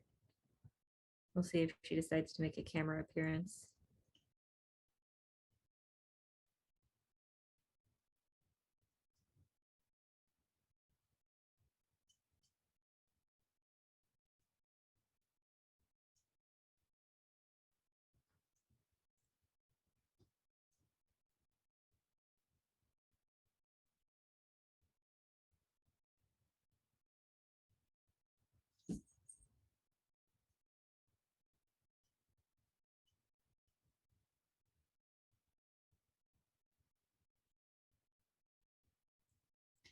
And this seems pretty dry. I think in a minute we can probably go back on and finish the color of the cloak slash add some shadows, at least to the top parts.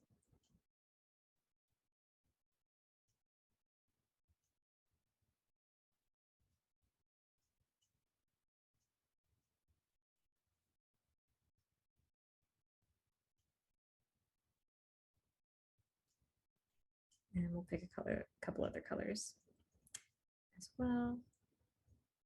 I'm assuming the boots would be black as well. I might just go in while I have this out and just kind of do a wash over them so that we can just come in and do shadows in a while.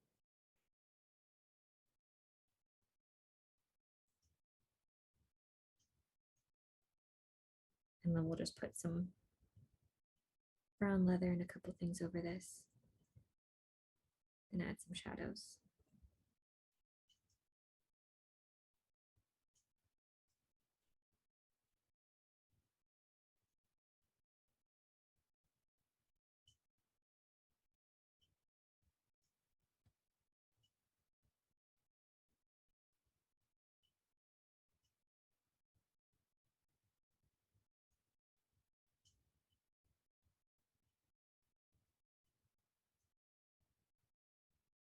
I think I have him kind of set up so that like if he ever decided to take off his cloak and armor and stuff, he could be wearing all black so that he could kind of blend into things if he were to do some sort of like stealth infiltration deal.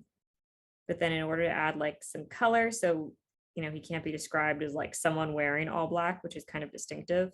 He has like some color to his other gear.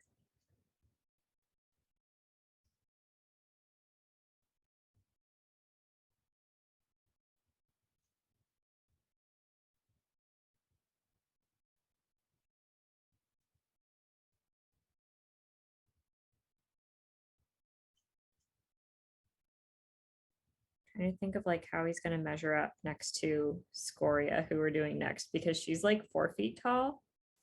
And Brasco is like a giant orc. Like I feel like she'd come up to like his chest, maybe.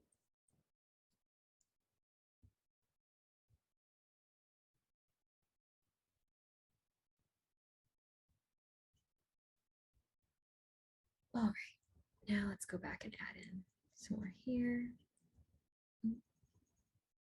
And add a little bit of water. That dried some, so it came out a little darker. Honestly, I kind of like the idea of part of the cloak being made from like slightly different fabric or darker fabric, but I will add some water and try and pan that out a little bit more too.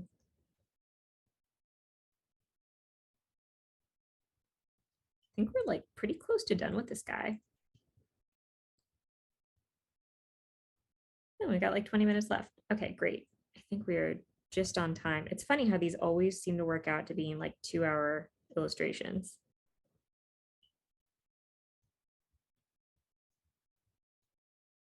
And then when I have my scanner plugged in, everything set up, I will send scans to you guys. For now, I will probably just have to send a photo because my scanner is still packed. But as long as it happens to my sketchbook until then, I should be able to get it to you soon.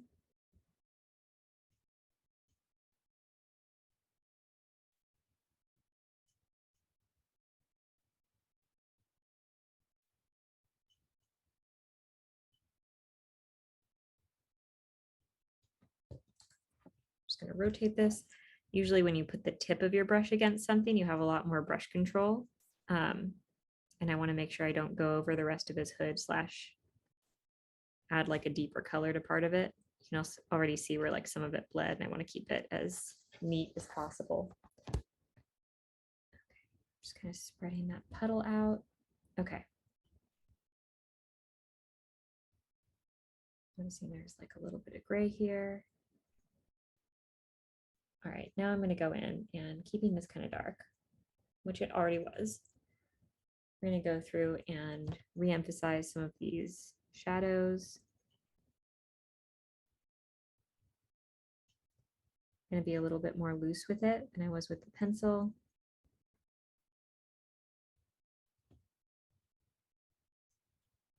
But we were saying it seemed like as a rogue, he probably wouldn't want to like have like a cloak with really big long arms. But we're like, well, if that's the style, like maybe he just like kind of took the edges of the cloak and tucked them in. So that's why there's like this sort of curving spiral sort of fold crease on here. And then for this one, it's kind of like up on his like scrunched up so that he doesn't get it, the cloak folds interfering with his knife.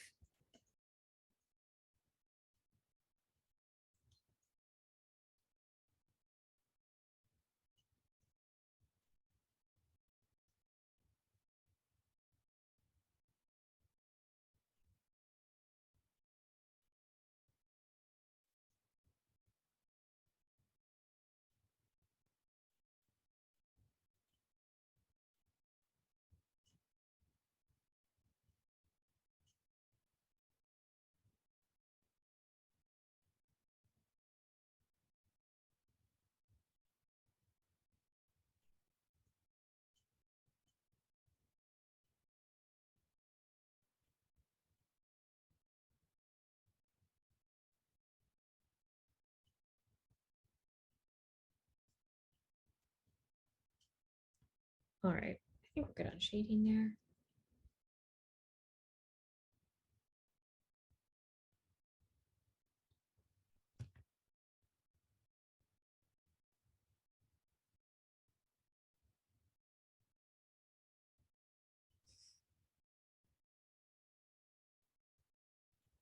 Oh God. So is Brasco like 8 feet or something? I'm just looking at the chat now.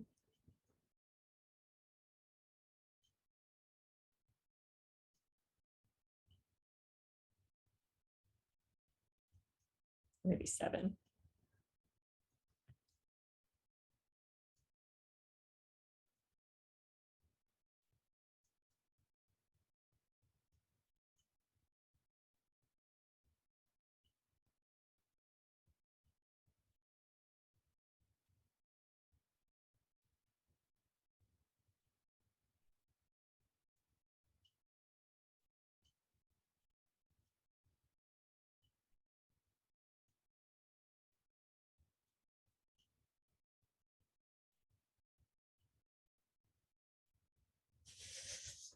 Close to 7 feet. Oh God. So he's like an NBA player, basically next to a midget.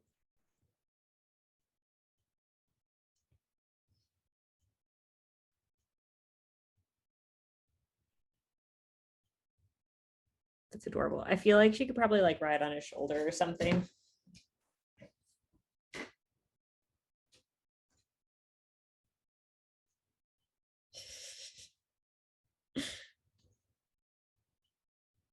Yeah. Do we have anyone else who's short? I'm trying to think through. I don't think so. I think you're the shorty of the group.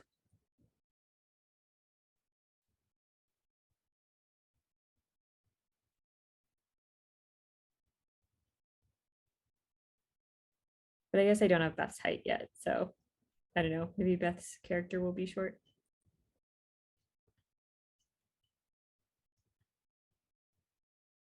I know her character in my other game that I play with her is really short.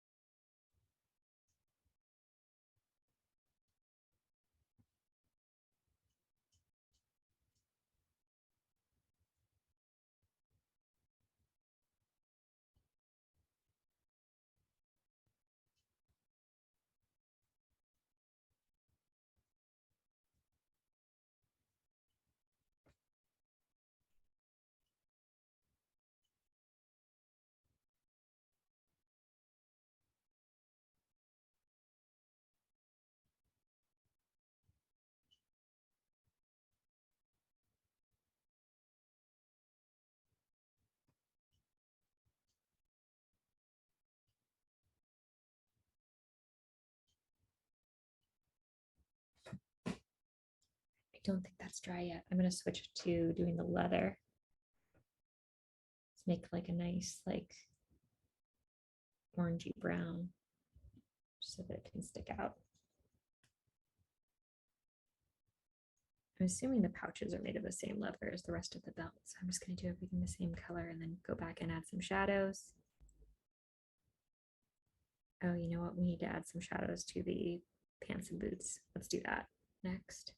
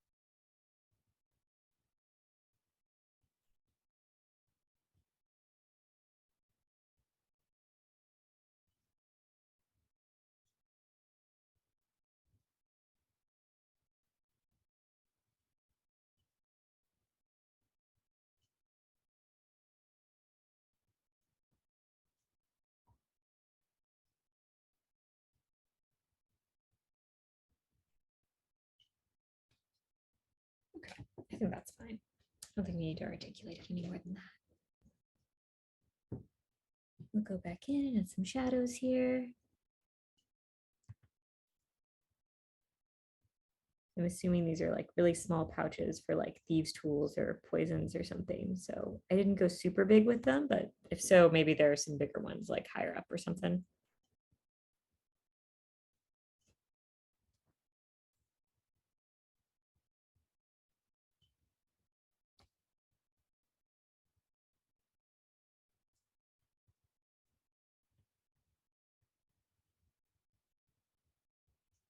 Cool. We should probably add some depth to the blade too. Let's do that.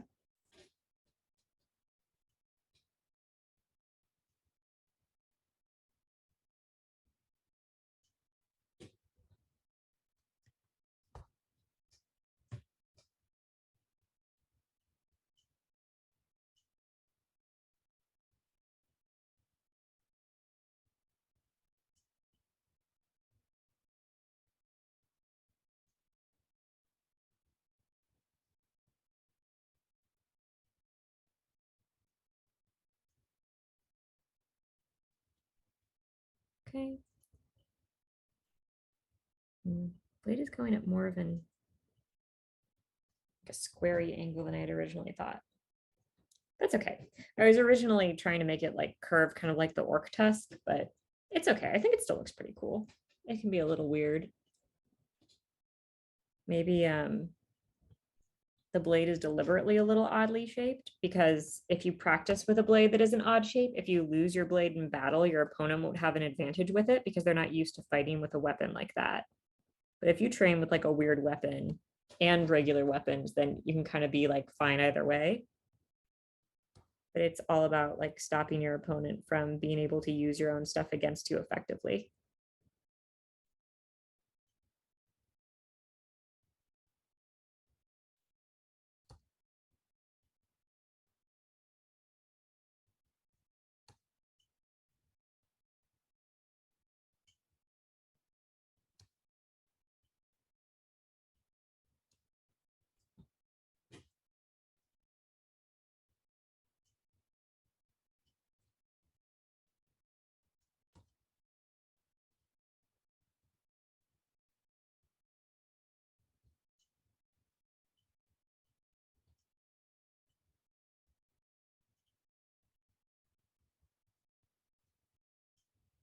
All right, then I guess we have the fabric color coming out underneath here. It'd probably be like something kind of neutral. Even do like beige or whatever. I do want to put like some ochre or something over here just to make this look kind of shiny. Start with something light and then we'll put some dark over it to add some depth.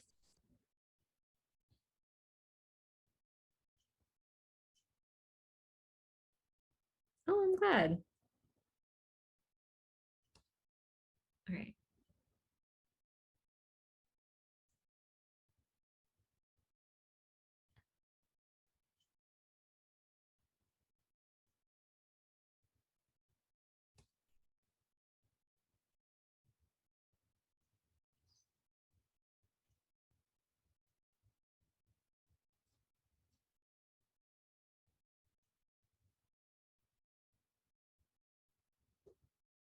Okay, let's go ahead and do some shadow lines on the other side of the cloak. While we wait for the leather to dry.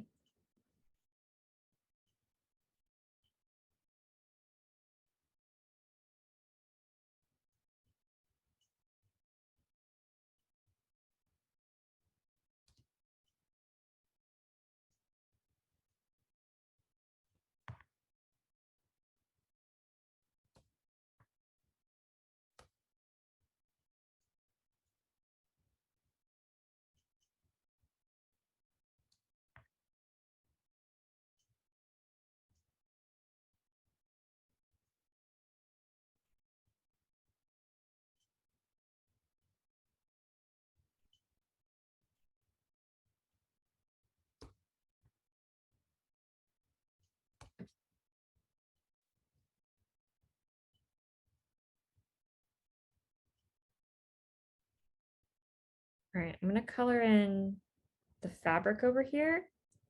And then I think after that, we'll be pretty much done. Allison, unless there's something else you think we should add or change, I'm gonna make sure I get some last thoughts from you.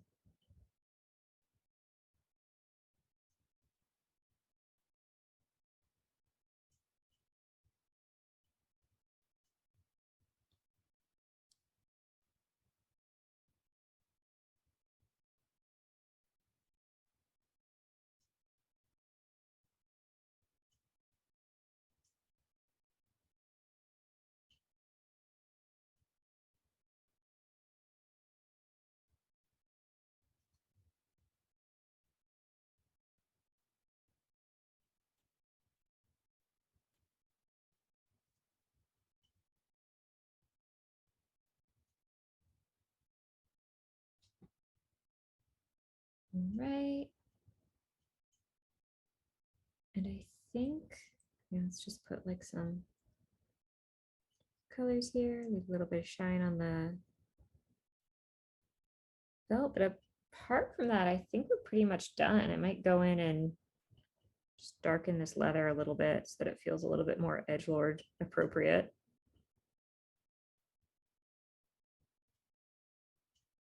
Oh, and I need to wait for this to dry and just kind of articulate the straps. But I don't know if that needs to be done on stream. It's pretty much not going to change. I guess we could go in, if you want the tusks a little more yellowy, Allison, I can go in and kind of darken that. Just let me know what you think. If they're a little too white right now. But apart from that, I think we're pretty much good.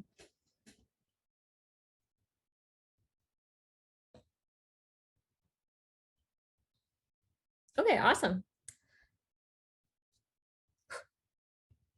Well, thank you to everyone watching. We're going to take a quick break now, and then we're going to be back with Scoria. Let's see, it's 6, so from 3 to 5, I believe. Yeah.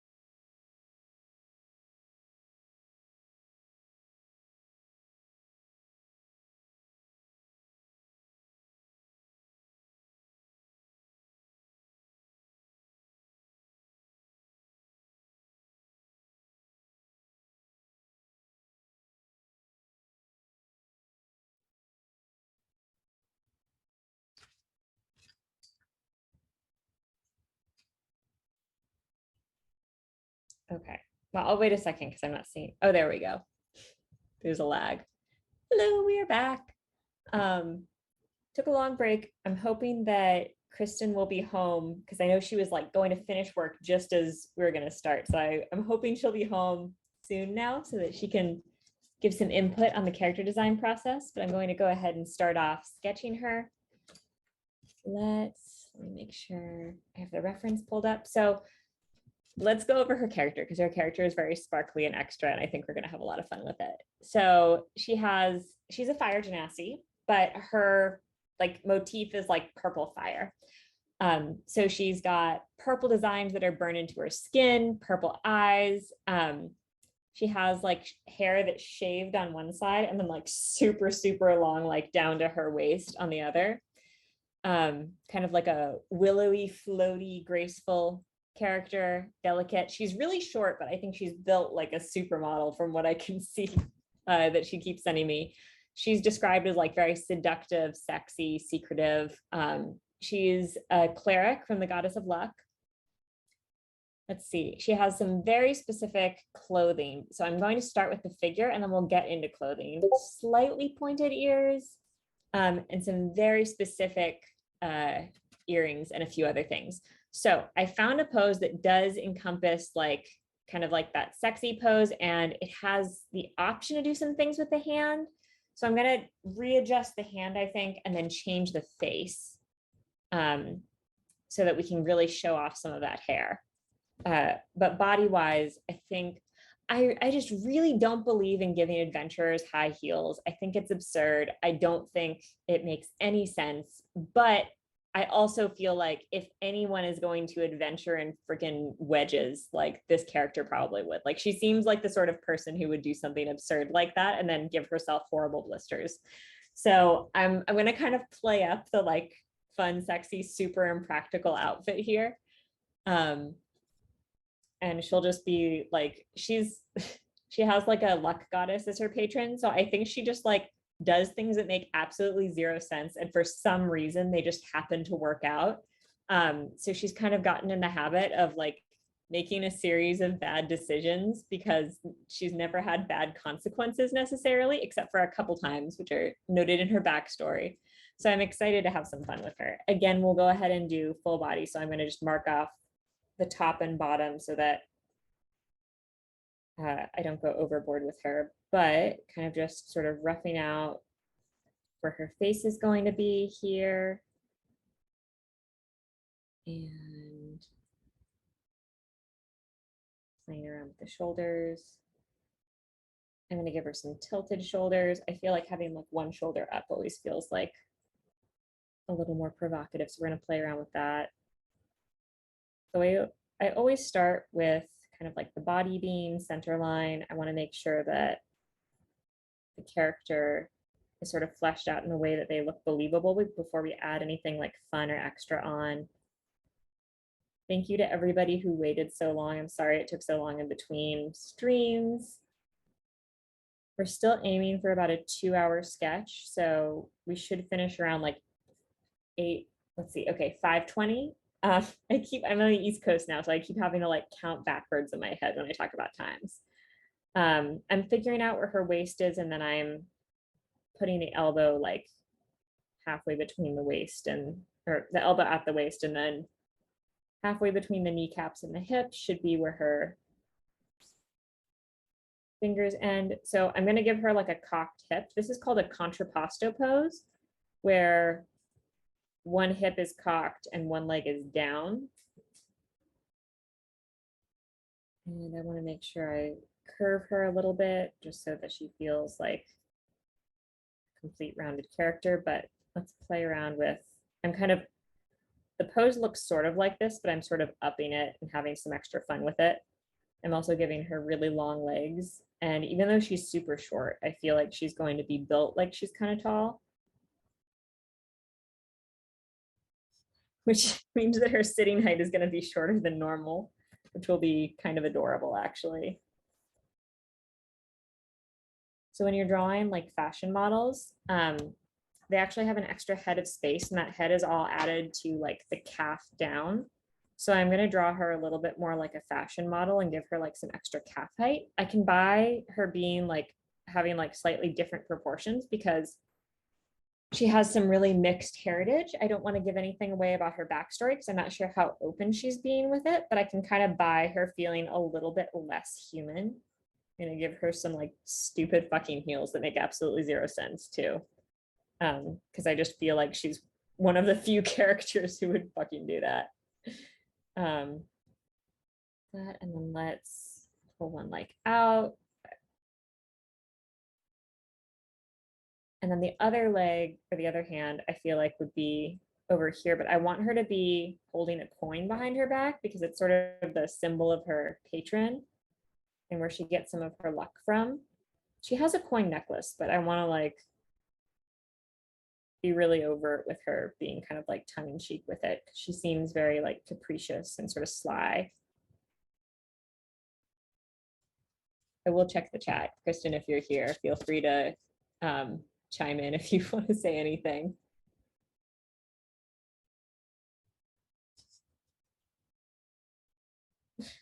Okay.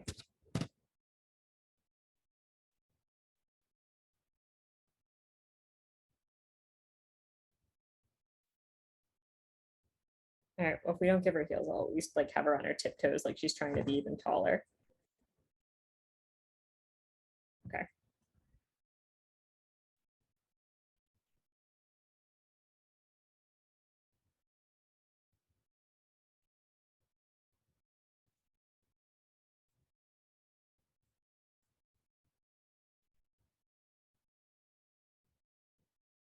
And I found like this really graceful hand pose that I want to give her. I want her to feel like extremely graceful.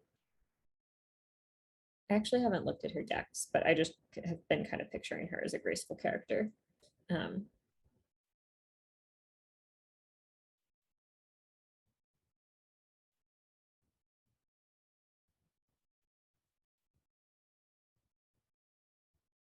you know, kind of like absurdly delicate.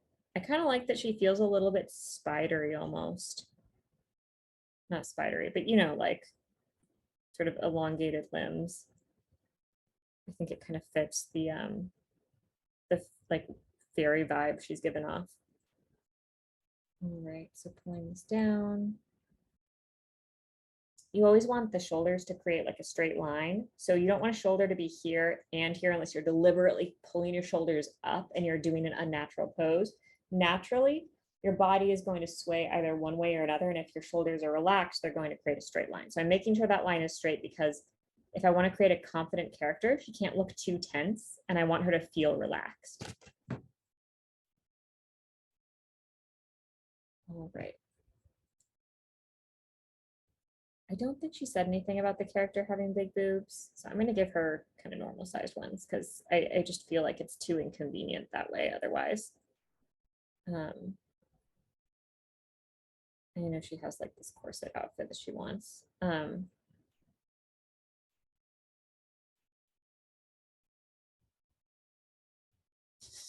She does look like a little fairy Barbie almost. But that's kind of the vibe she's been giving me from what she's sent so far on her. All right, and then I'm gonna move over to the head. The head is very different than the other reference I'm looking at, so I'll probably play around with it and then just see if it still fits. And if it doesn't, rework it a little. Because I want to make sure it works with the body. For example, I like raise the ears up a little bit more. I want to give her some sort of narrow features just because they feel a little pixie-ish.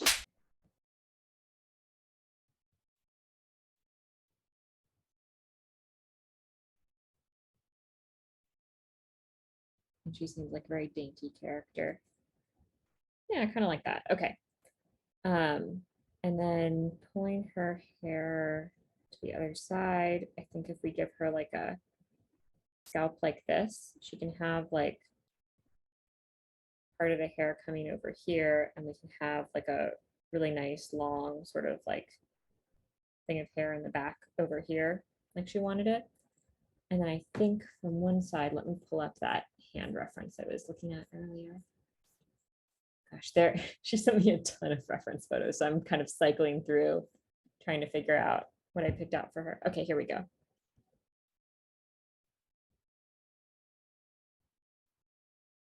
And I'm going to try and also change this to feel kind of like spidery, like it sort of fits the other hand.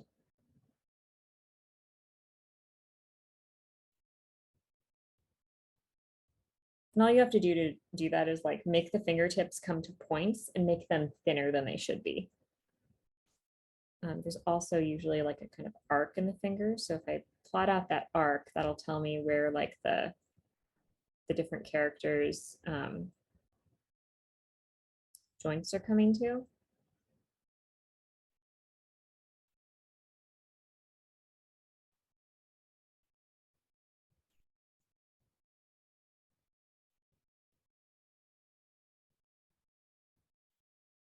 All right, and I want these two fingers together.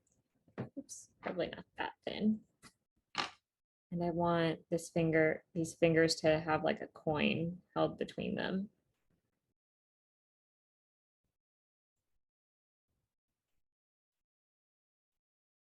Which, if you look at Kristen's cartoon character art, since Kristen is the only one that I've finished, I'm drawing everyone as like cartoon versions of themselves or cartoon D&D versions of themselves. I have her as a monk. She sent me a monkey pose. And this is the symbol of the luck goddess, and it's actually a tattoo on her ankle because Chris has a lot of tattoos. So I wanted to add some things that feel specific. So if you look, she has a tattoo of the Razors and Rainbow Blades logo. She has part of a goblin tattoo, which I don't remember the specifics of it, but I know she actually has a goblin tattoo. She's got a blade tattoo kind of to represent just like D&D in general. And then she's got the tattoo of the luck goddess.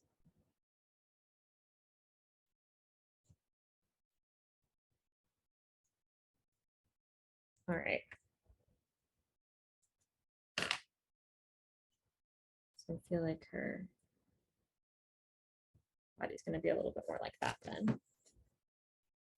See, I hope you can see that okay. Chaos Goblin tattoo. Yeah, I knew there was a goblin.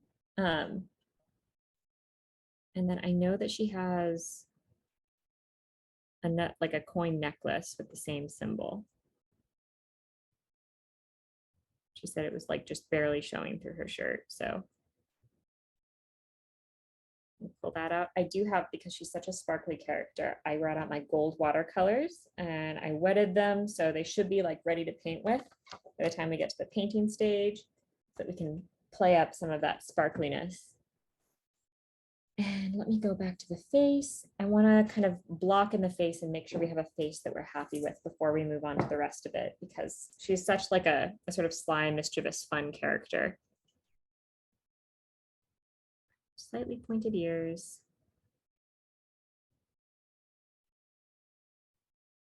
And then I want to make sure I get this right because she has some really specific earrings. So she has like a upside down flower earring. And then she has two studs up here, one stud here, and then these studs are like connected with a chain. All right. And we had like a very long discussion via Discord of her explaining this to me. So I want to make sure that like I have it right. All right, kind of coming out over here. Let's figure out what her eyebrows look like. I want to give her eyebrows that come in kind of close because it's going to lead to like a more sort of mischievous expression.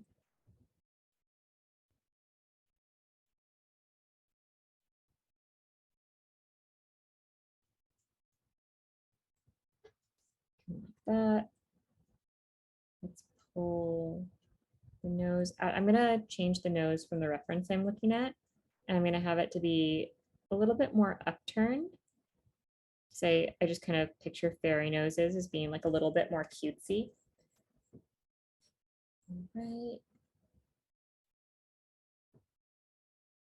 And then the reference I'm looking at isn't smiling, but I feel like there would be some sort of like a sly smile for this character.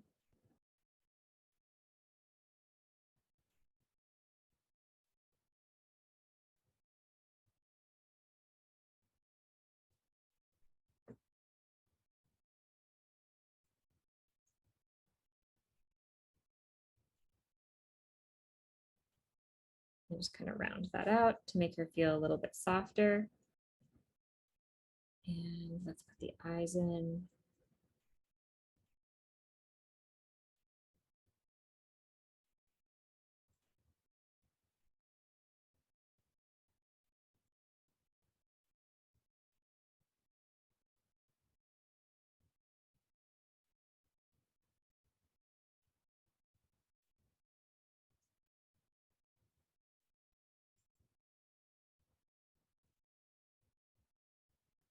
I just feel like oh no, they're not symmetrical.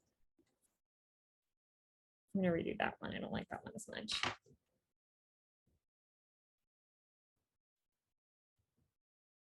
I feel like she would have just like kind of an angular face in general, because it feels a little bit more sly and a little bit more sort of fey.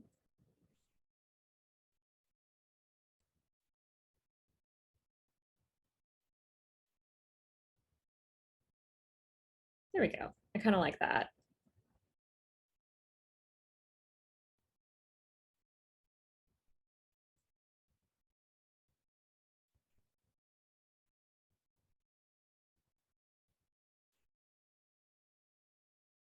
All right, I'm gonna go and just add in like a little bit of, I'm gonna give her like some softer cheekbones to sort of contrast that sharp expression. So I don't want her to look like she's gonna murder you. I want her to look like you're not quite sure if she's gonna murder you or not. Okay. And then of course she needs like a hairline, obviously. So we'll pull this up.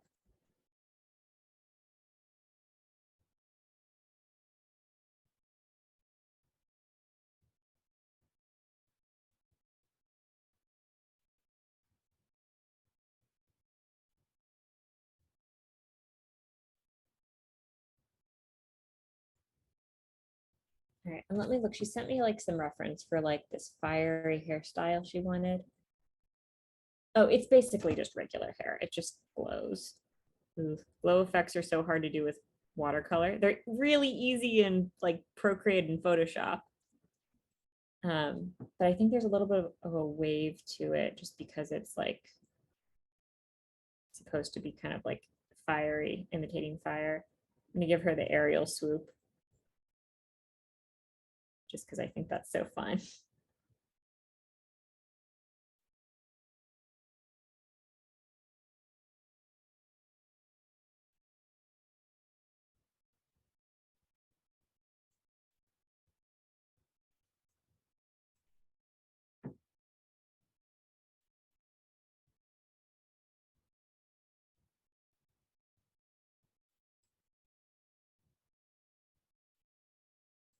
And I know she has a strength of like 5. So I'm going to do a very delicate neck and not muscle her arms like at all because I know she's super, super weak. Let's see. Maybe I'm going to cut off this. The model that I'm taking the pose from is really skinny and like kind of delicate looking, but I'm going to make her even more like unable to lift anything. All right. I'm really happy with the hands. I'm gonna go ahead and pencil them a little darker so I don't lose that when I add the skin tone in. So if you want to draw a dainty character, bring things to a point. You don't want to end anything with like a blocky, chiseled edge. You want everything to feel a little bit more slanted as well. Just like notice that this isn't like coming to a point in the middle. It's slanting upward to that top line. It just feels a little bit more delicate that way.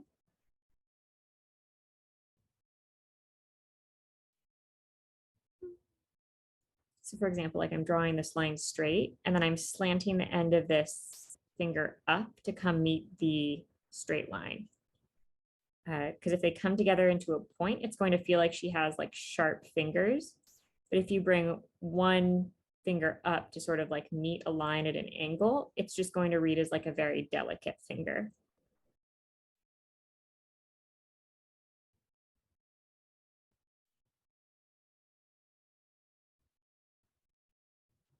All right.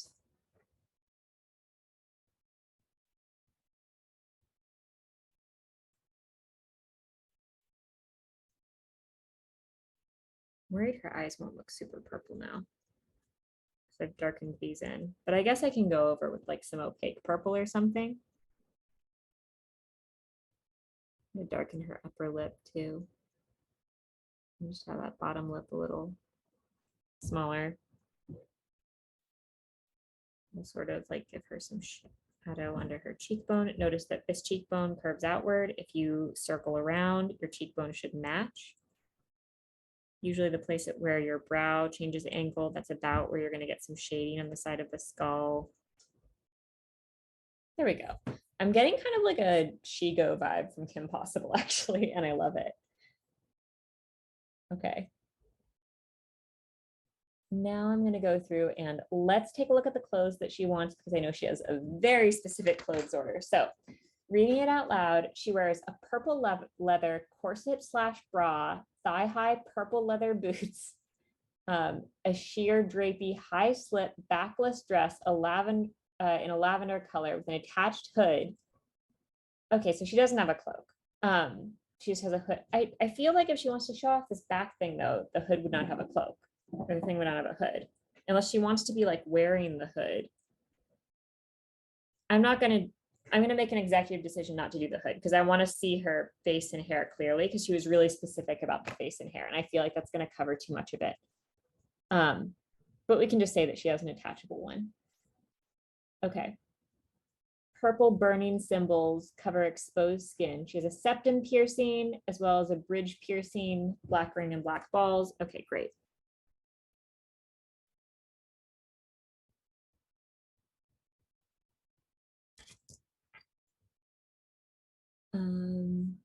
Both ears pierced.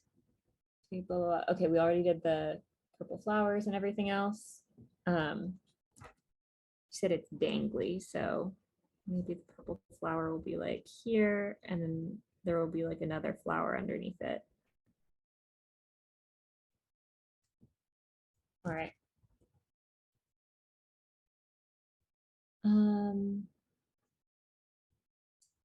her back, attached to the open back of the dress, is a purple metal spine that is fused to her skin, which I told her I would try and do some art of her backless that was separate, because I really want some front facing poses, because unless you're doing the like stupid, like over sexualized pose of like having your butt out and turning around, like it doesn't work to show like the front of the character and their back at the same time. Like it's physically impossible. And that pose is not physically possible. And it's really uncomfortable. And I'm against it. So we'll do different art at some point that shows off that.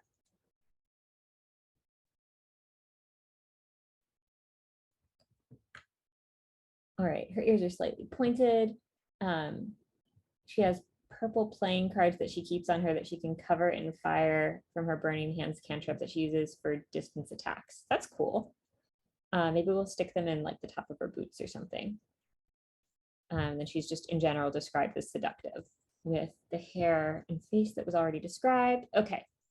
Okay, cool. I feel like this is pretty good. I'm pretty happy with this. I'm gonna do some swirlies in her hair because I think this can come out as like different purple shapes and be like fire-y sort of.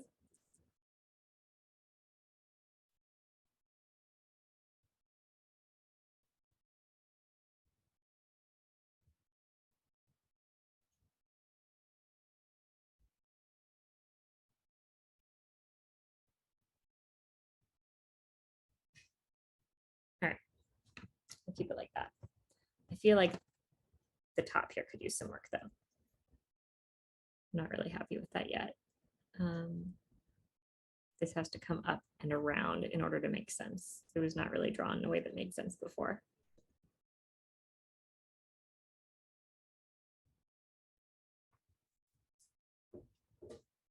Okay, there we go.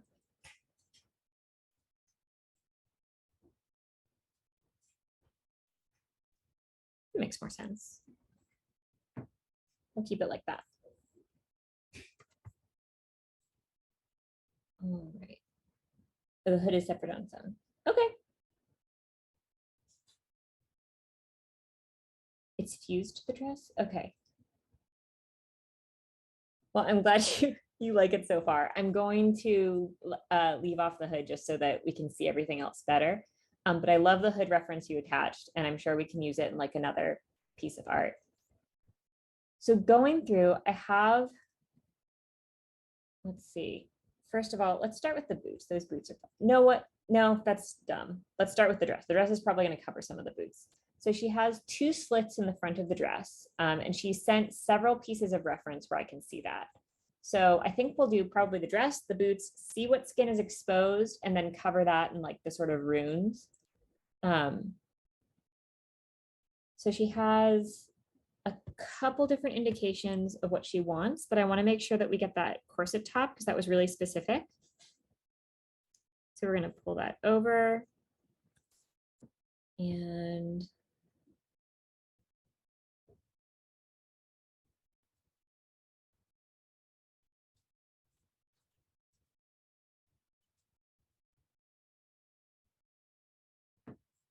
that is like a top. Let me double check the description of the dress again. I know it was really specific. Okay. A sheer drapey, high slit, backless dress.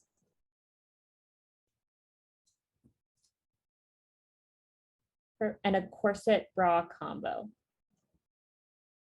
Okay. So high slit, sheer, drapey, backless dress. Okay. I think I got it. I'm going to go back to checking out some of this reference, and some of this I'm going to kind of make up.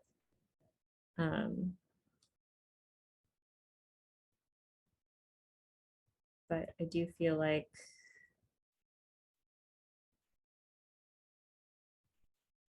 this is not going to hang on during battle. Does she have like does this attach at the top, or is it just like, oh, I guess it's bare.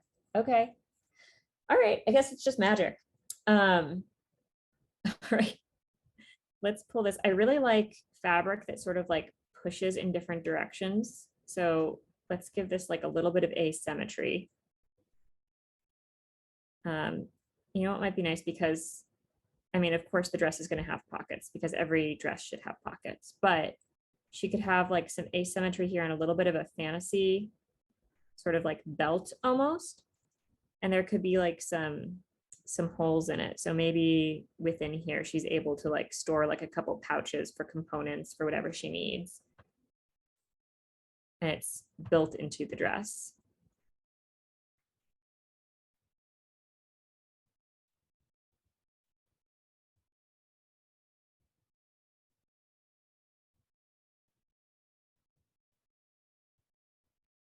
And then corsets have boning. Let's put some pouches along that boning just so that she has some place to store some things.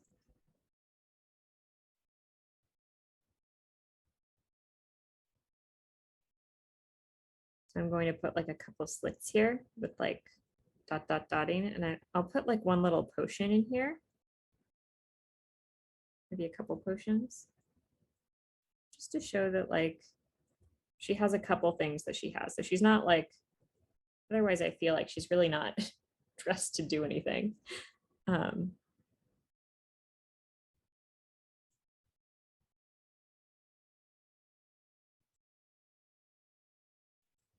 I'll check the comments in case I'm doing this wrong. The magic corset. Well, it's fine, Kristen. If you like it like that, I'm just assuming it's going to stay on. We're not going to role play a nip slip. So it can look however you want.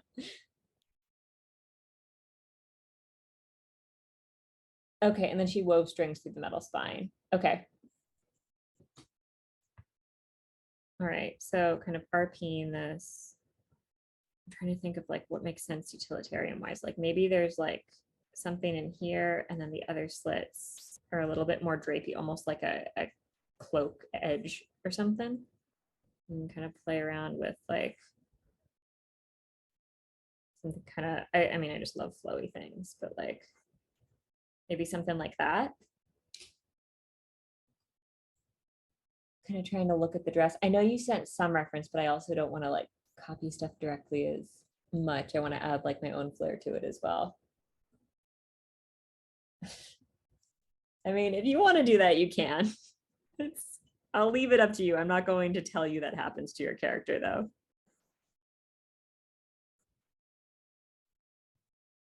All right, so I'm assuming there's a point like maybe where the fabric overlaps. So maybe it overlaps like a little closer to here and here where it's not sheer. And then at any point past that, it is sheer.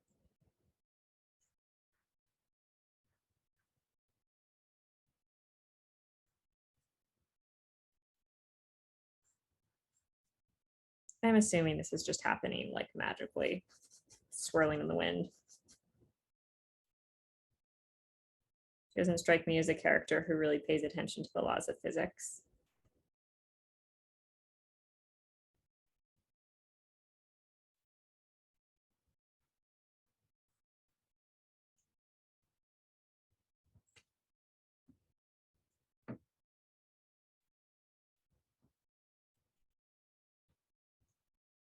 Okay.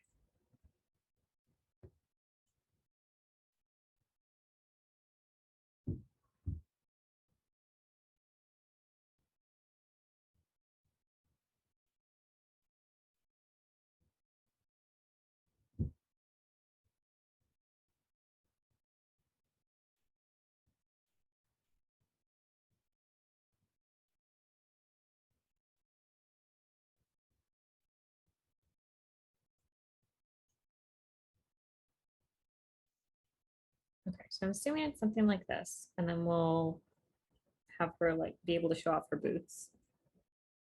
And then this can be drapey too. We'll just do some drop folds here.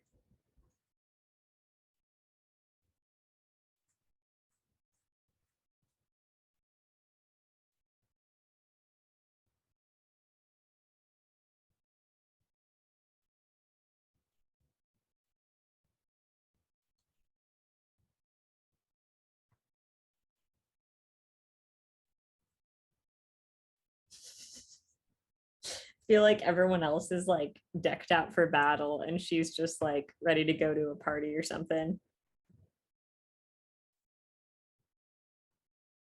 All right, I'm here for it.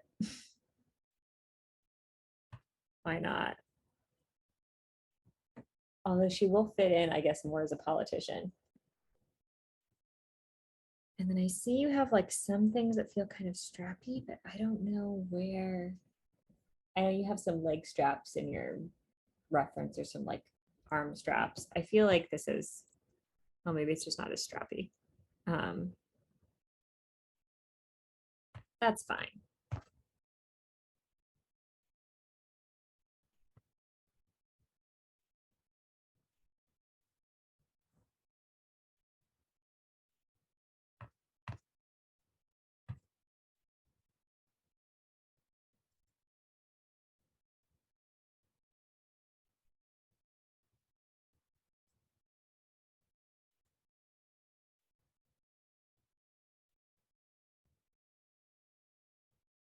Okay. Let's play around with these boots. I like the sort of like almost flat, nondescript bottoms with like a lot more. Oh, Kristen, help me decide this.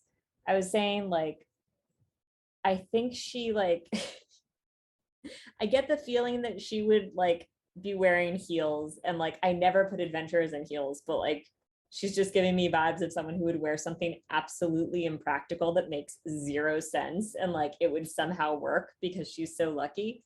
And she just would happen not to twist her ankle. But let me know what you think because I also think it's a little ridiculous.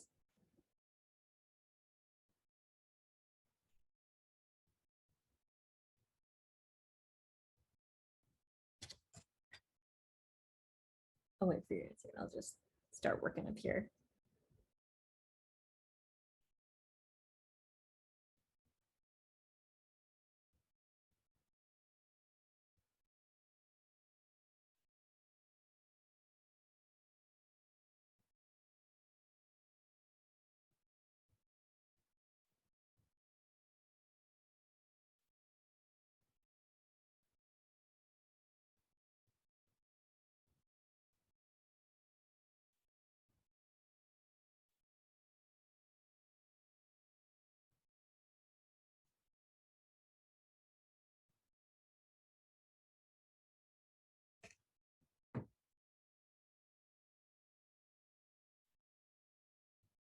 She has flat boots with heels she can attach. Oh my God, that's amazing.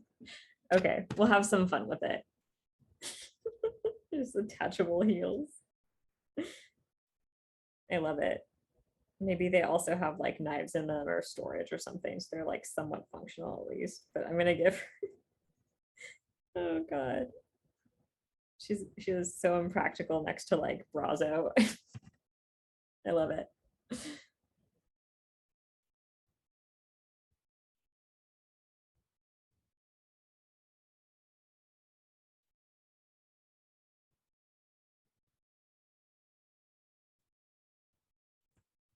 So I'm going for like, I'm feeling a lot more confident now. So I'm just switching to my darker pencil. Because I feel like we're pretty much done here. It's actually a pretty fast drawing considering we started like 30 minutes late.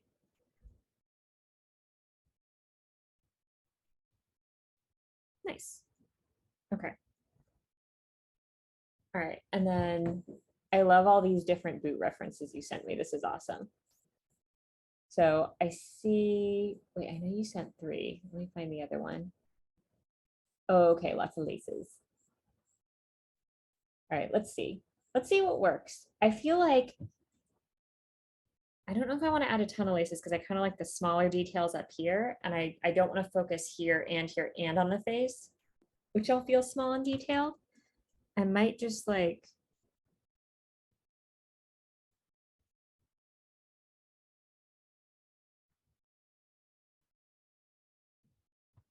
I might just keep them kind of chunky, like kind of paying attention to like a couple of the details you sent me and rearranging where they are.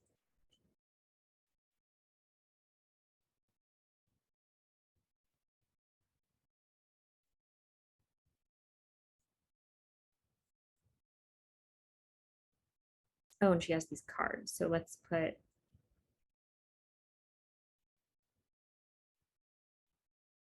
some cards in here.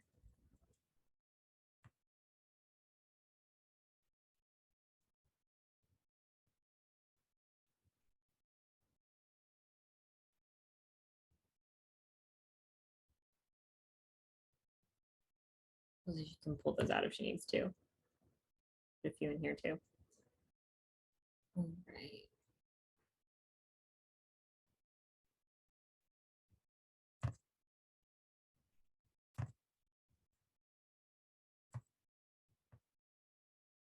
Just trying to make sure these stay even. Small buckles. Okay.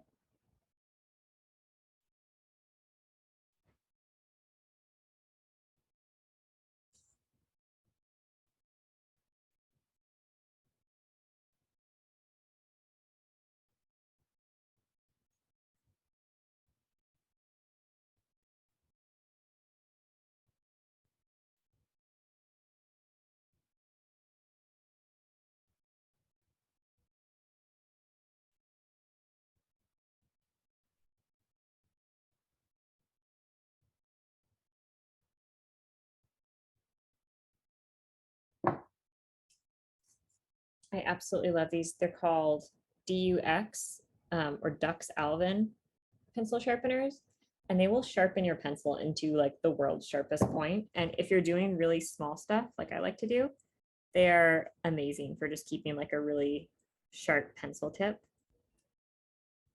Okay, and then I think aside from that, I'm gonna copy some of like the sort of loose leather effect from these other ones you sent me, just so that they feel like they're soft and you can like bend and move in them.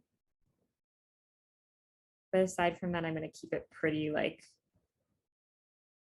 pretty tight. I'm assuming they have like you can push them down and like kind of work your way out of them. But since there isn't like a really clear set of laces, it's probably like a little bit more of a process to take off your shoes.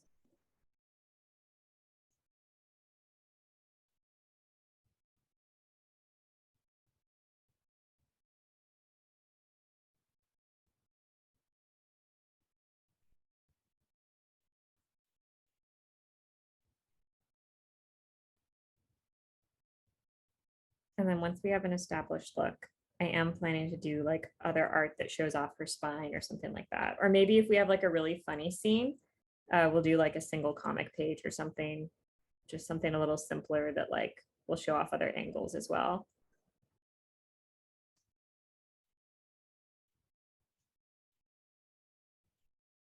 Yeah, I don't know, we'll see. Like there are some things that I do want to do digitally, but I guess we can still call it watercolor wizardry, even if it's not always watercolor. It'll be digital most of, or it'll be watercolor most of the time. We can do the occasional digital piece. Okay, this is kind of what I'm thinking for her. And then I don't know if there's anything else you want me to add. Let me know. Let me know if there's something I've forgotten. I know you had some really specific thoughts on her. So I'm gonna wait a few minutes while you take a look, because I don't want to move on to painting until you're all good. I am going to try and get a glowy effect around the hair. I was thinking, since the marks on her skin and stuff are glowy, I probably am not going to pencil those. I'll probably just like freehand those with watercolor, like over her skin maybe, because I don't want really dark lines for them, unless you think they would be darker as opposed to like light, in which case I can definitely sketch them in now real quick. Just let me know. But I do want to wait a sec. I'm gonna drink some water.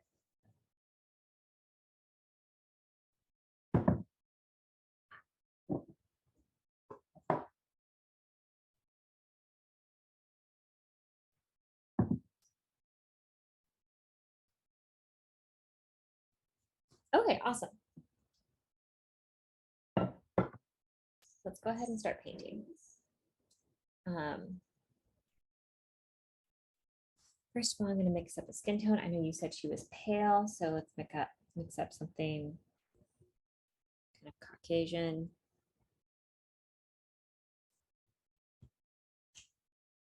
I'm going to add a little bit of the orange in.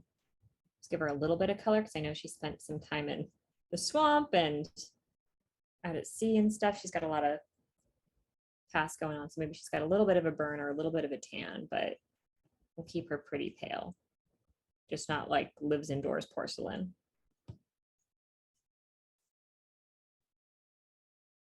Okay.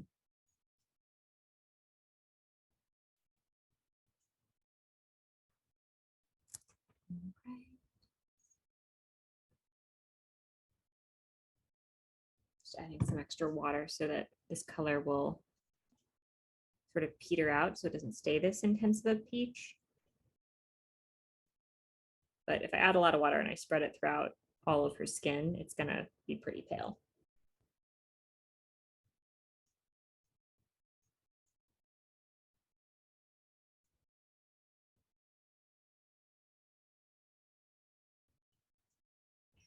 Here, I'm gonna go ahead and take like some pink/red, put that in.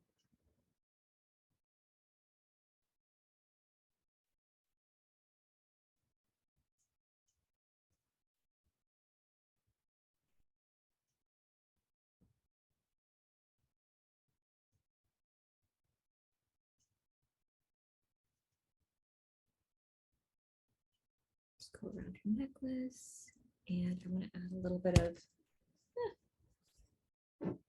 little bit of this rouge to her chest as well.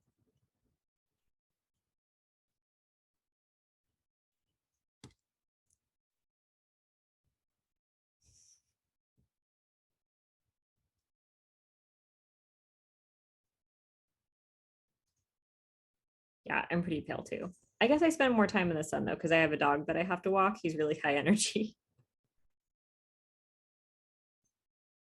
But yeah, generally I'm very pale as well. Okay, kind of grabbing some of this, just adding in some skin tone. I also wanted to sort of pour the skin tone over here, because I think this is where the fabric will be sheer. So we're going to achieve that effect by mapping in the skin tone and then putting other colors over it as well.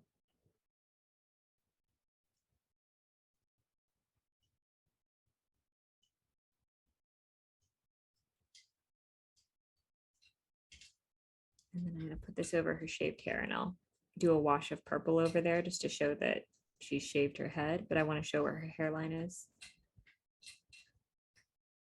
Right. Got some color here, and then let's mark in some of the color zones of the face. got our red we've been using, which I actually want to dab a little into her elbows and other hand before it gets too dry.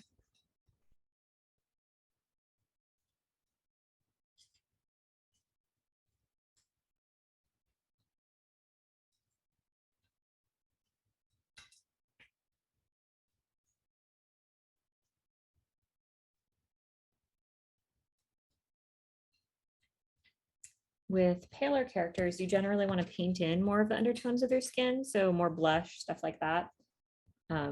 More like, veins or whatever. With darker tone characters, it's more about ambient light and whatever the reflected light is. You don't see as much of the undertone because the skin is darker.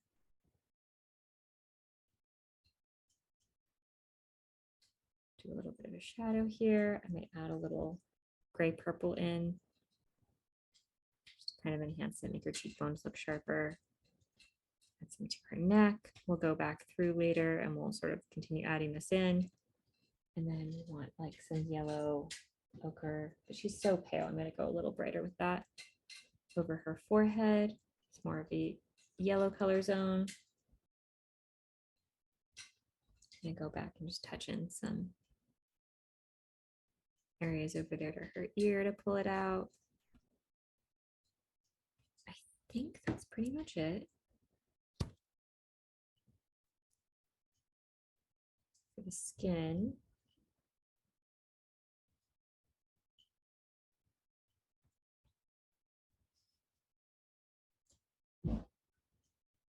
All right.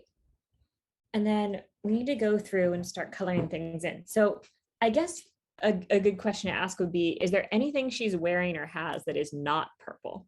Or aside from the coin probably would not be purple. Is there anything else that is not purple?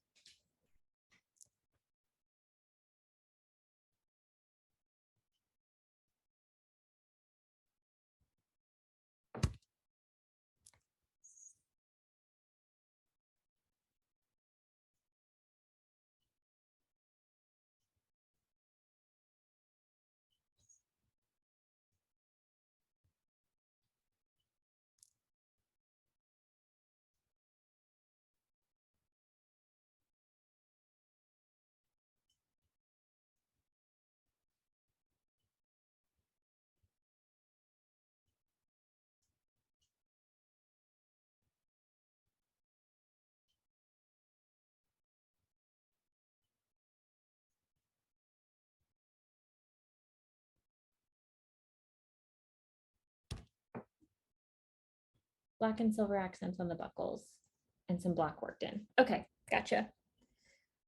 All right, otherwise purple, you got it. So we'll keep it pretty purple then. I'm gonna go back and add shadows in later, but I want it to be kind of, cell shading. So I'm gonna need some dry watercolor for that.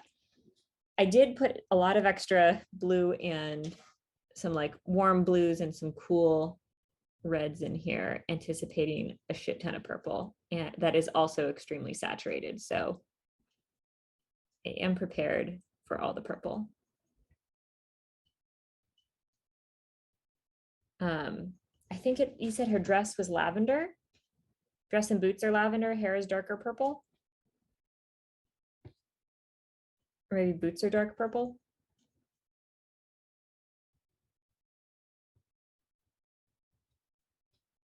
And I'm gonna go in with some of this lace and just kind of sketch that in, but let me know about her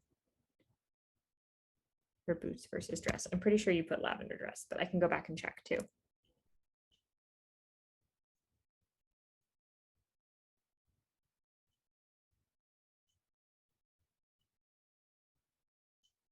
I want to do like a bunch of different purple shades of things. Oh shoot. It's supposed to be a flesh tone for this area here because this is sheer.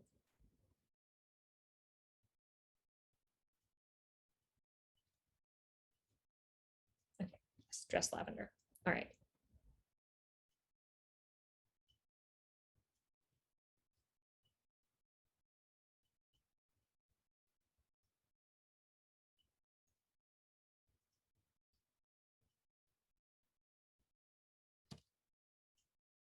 We'll do the black/silver buckle for accents. Okay. One thing I want to do is give a purple glow to her hair. So what I'm going to do is her hair more of like a bluish purple or a reddish purple? Let me know. And then I'm going to add like a little bit of a purple glow. See if we can get like a glow effect going on. Or maybe, does it make more sense to just do that in post? I don't know. You let me know. Gonna give her some purple eyes. I'm gonna get more of a lavender so it's like extremely clear.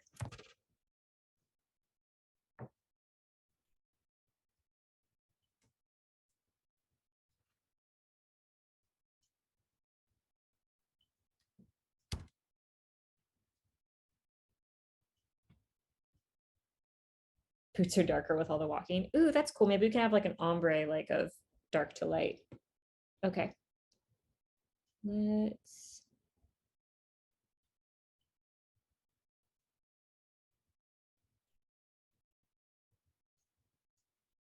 most bluish purple. Okay. Good, because my favorite color is burgundy. So I'm glad you said something because otherwise it would have been like all reddish purple.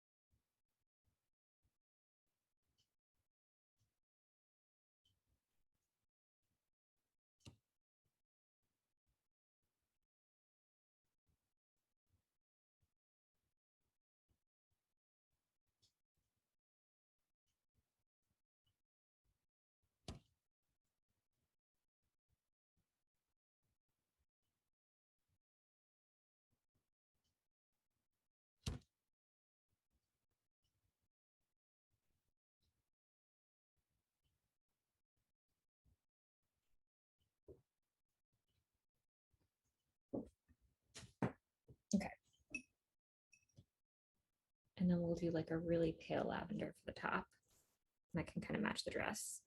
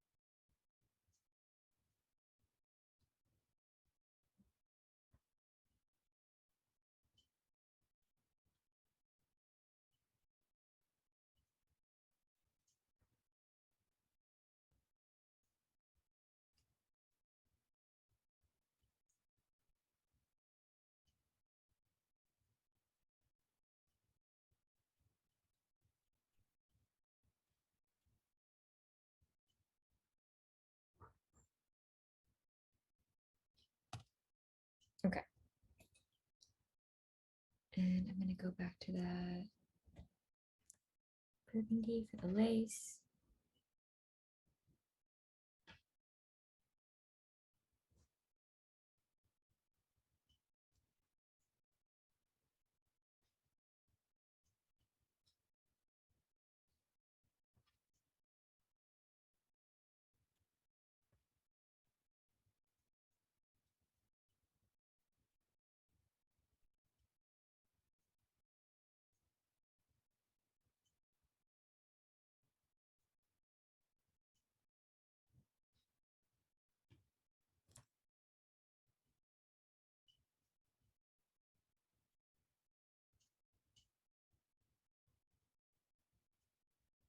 Imagine that all the cards are like slightly different shades of purple. Like maybe she painted them herself, kind of match her aesthetic, and then have them enchanted to be fire resistant.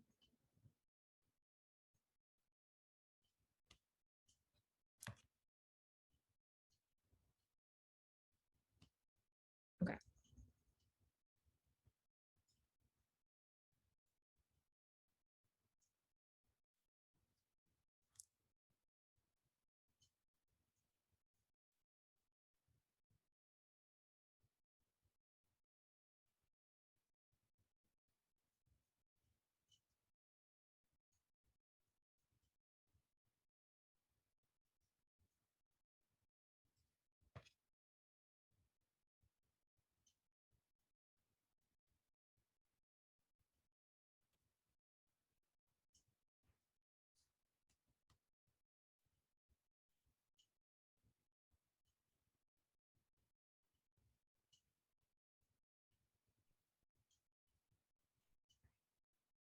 The eyes came out okay, which is a relief because that part's always nerve wracking. Because if you fuck up painting the eyes, like the whole face looks wonky.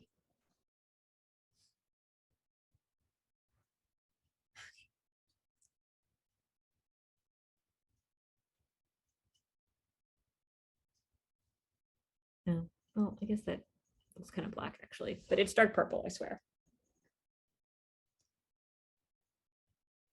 Right, and then I'm gonna give her kind of like a purpley red lipstick.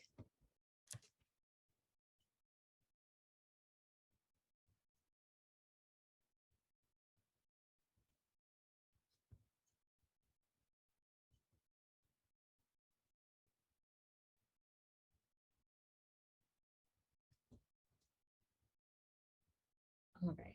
And then I'm going to go ahead and start on shadows. Um, I think since she's so pink, greenish shadows make the most sense. But because she has purple fire, maybe we'll go purple shadows and just see how that looks. Yeah, it can work.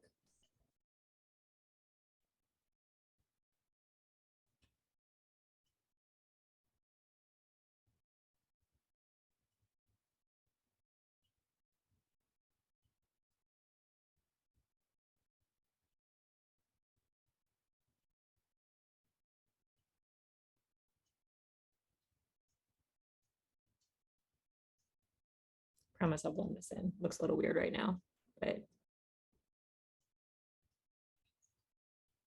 when you blend it, it looks okay.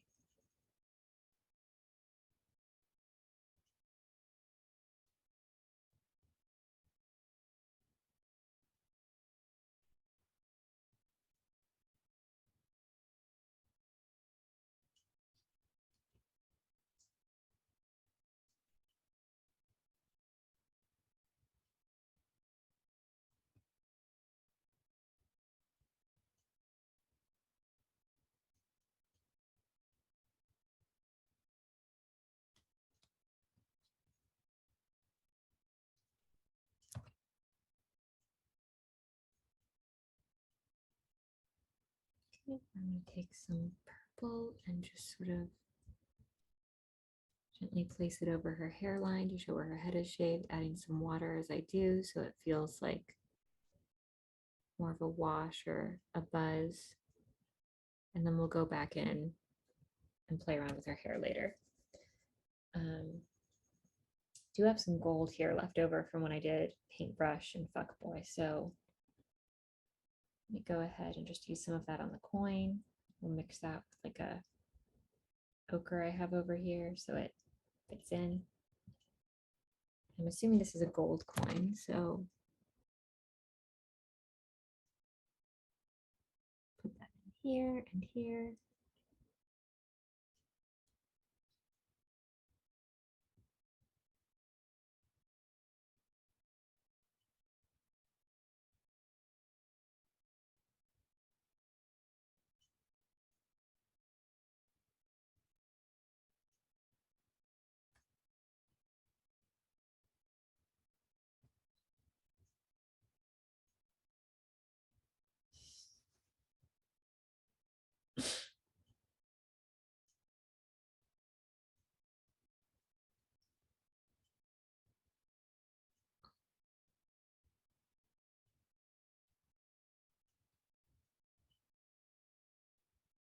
Just trying to add some shadows in a few places, some form shadows to make the character feel kind of believable.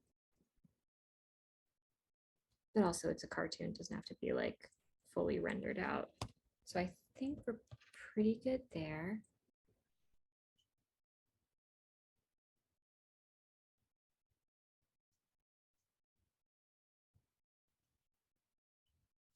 Okay, I think we're good with shadows. We're just going to fill everything else in. So I know she said black accents. So let's do some black heels since those are sort of insertable.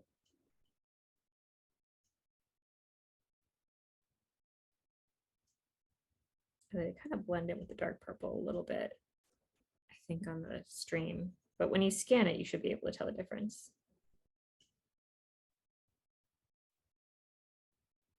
I'm assuming for the Omalia game, we're just going to see the faces on the captions, like with the player names, but I'm sure we'll find a way to display the full body art. I want to make sure you guys have full body art because I think it's fun. And you guys were all so descriptive with your costumes.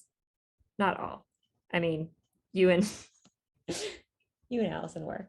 I don't have anything filled in for anyone else. Okay, so I want to go through and just kind of over the skin, I want to take like this really pretty pale gold and just kind of throw in some of these, like a sparkle over these chains.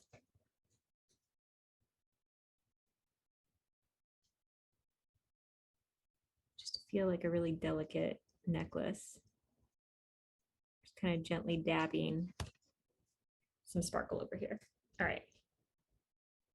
And then I don't know how feasible this is. Let's see if we can do like a tiny little, do the clover in like a slightly darker gold. So it's like almost invisible. Oh yeah, that kind of works. I don't know if that's showing up on stream or not. I'll wait for the lag, but in person it works. Hopefully the scanner will show that it works.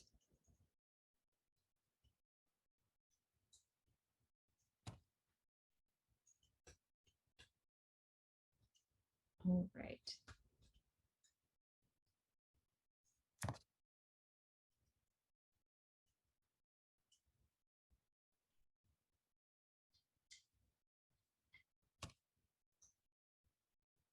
And there we go. Okay, so let's mix up a bunch of lavender. Gosh, I'm running out of places. Okay, need to clean this board at some point. It has so many great colors already pre-mixed. I hate to do it.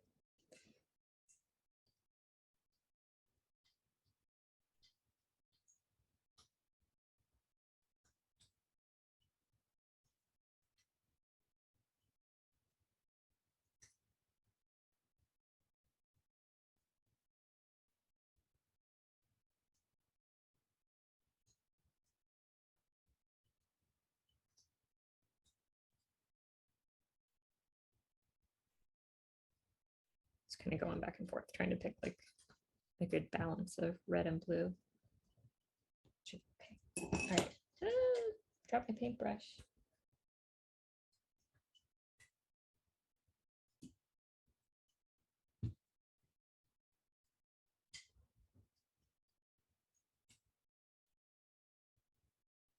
Okay, yes, I love it.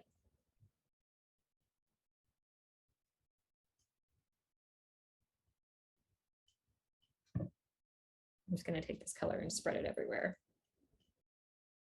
so it feels transparent. I'm going to be really sheer with it and then probably do a couple layers for the places where it's overlapping. Sheer fabric is easy enough to do traditionally. Sparkly fabric is the bane of my existence, or like really shiny fabric. That's so hard to do. It takes forever. And it's so much easier digitally.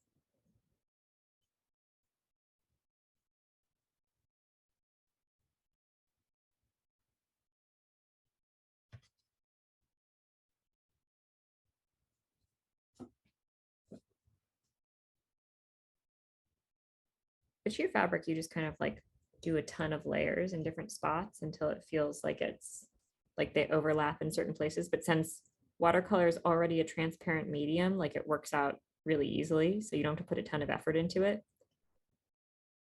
So that's nice. I'm so glad it's sheer and not something else. And then I'm assuming like the corset area is not transparent. So we're just going to fill that one out in a slightly darker version of everything.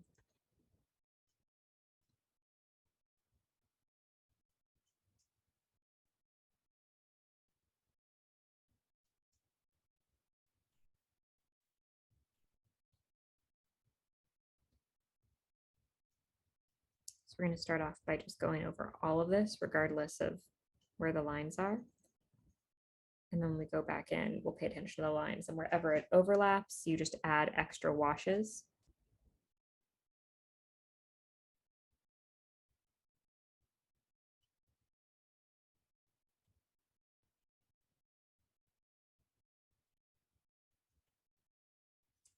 I'm getting, this is like, it's pretty nice paper. It's Moleskine watercolor paper.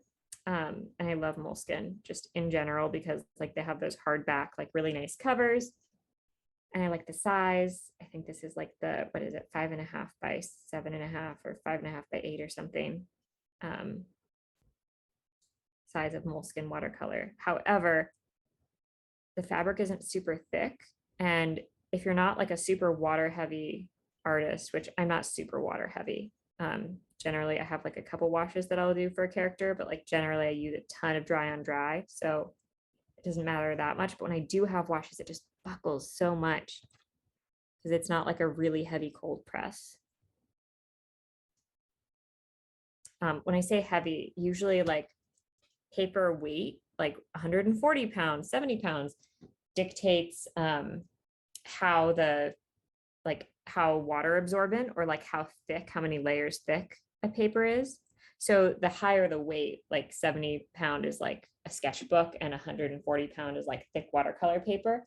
The higher the weight, the more layers there are and the less likely something is to buckle. So because it has to go through more layers of paint before I'm just switching up my water. It has to go through more layers of paper before the fabrics or the fibers can fully expand. Anyway, so I don't think this is really heavyweight. I think this is like maybe 100, if that. Okay. At this point, like there's so much of her that is covered in this fabric. I need to wait for it to dry a little bit before I can do anything else with it. So I'm going to keep this lavender here. I'm assuming these pouches kind of match, but they're just darker. So we'll just kind of fill those in real quick. Maybe the top will be like a little bit different. But let's go in and do her hair while we wait for this to dry, at least part of her hair. So I want to double check with you, Chris, but just to confirm, her hair is darker, right?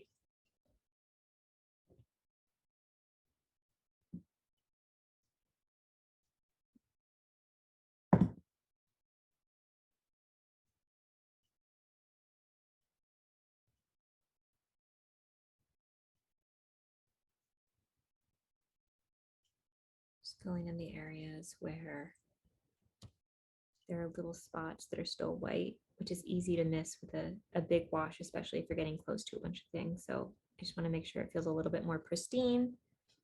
Going in with a brush that has almost nothing on it.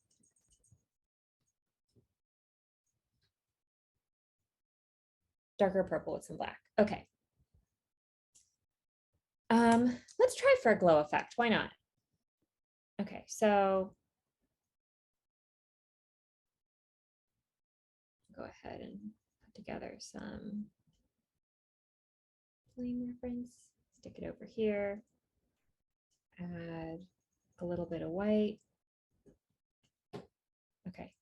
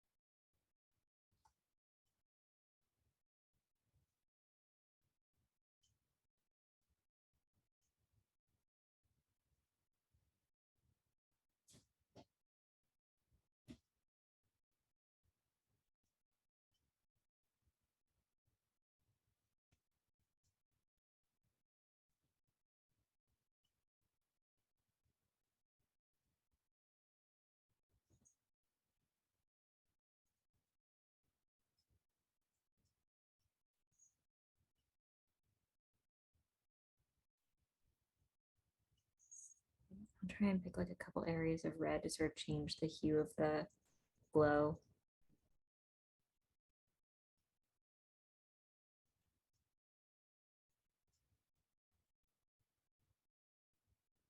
So yes, we had Kristen or Allison's character earlier. This is Brazo.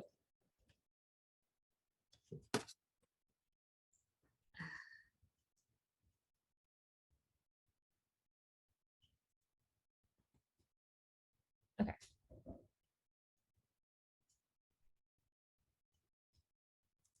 Usually with watercolor, you work light to dark. So we'll do the purples first and then we'll add the black in last.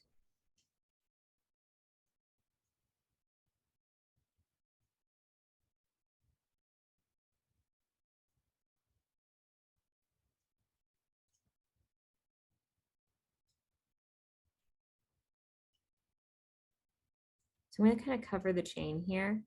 But I will go back in and like draw on top of it with gold afterwards.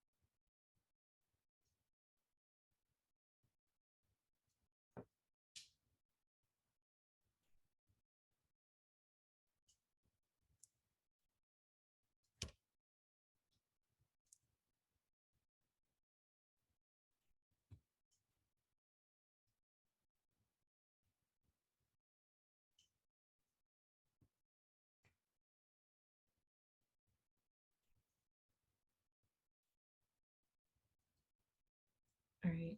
I'm a little worried that the earrings are not going to stand out.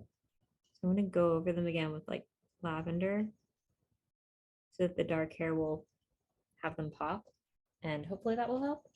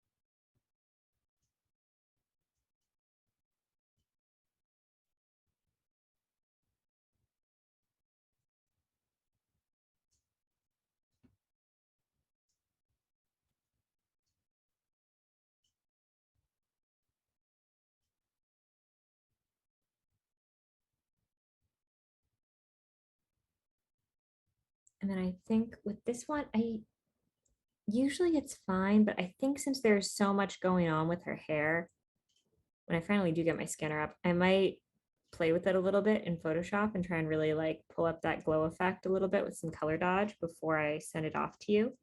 But I can send you both versions.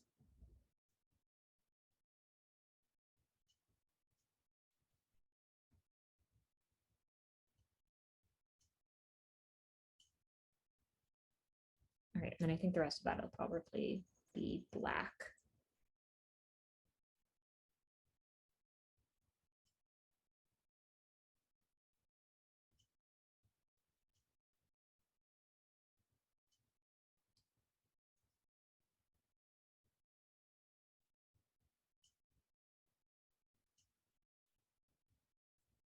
Some in here, just so that it feels like it's kind of worn, like woven throughout.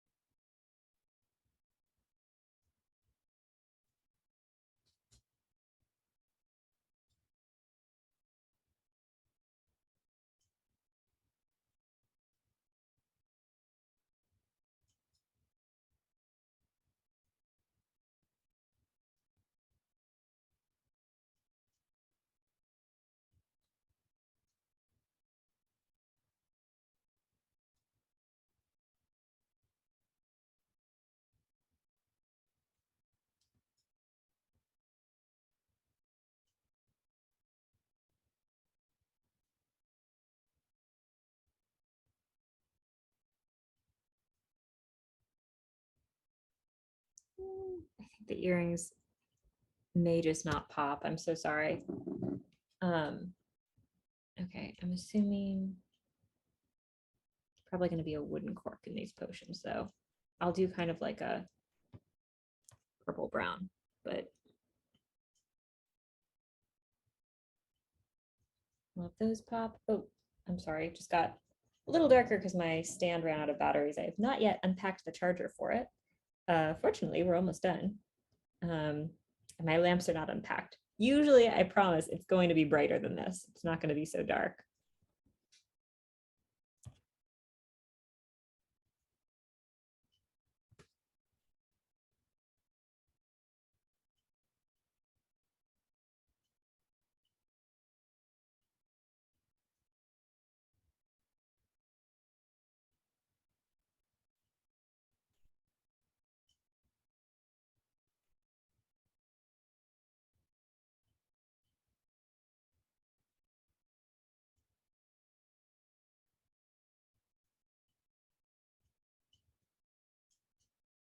So first of all, like kind of just playing up with the shadows in the opaque areas. I'm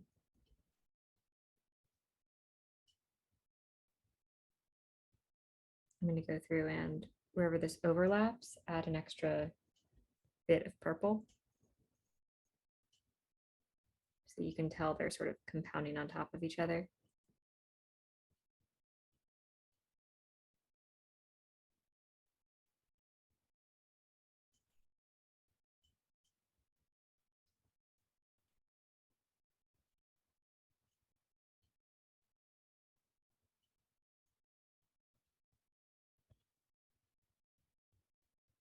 Kind of trying to fade out that shadow a little. There we go. Right, and I'm assuming she's got like underwear or something underneath here.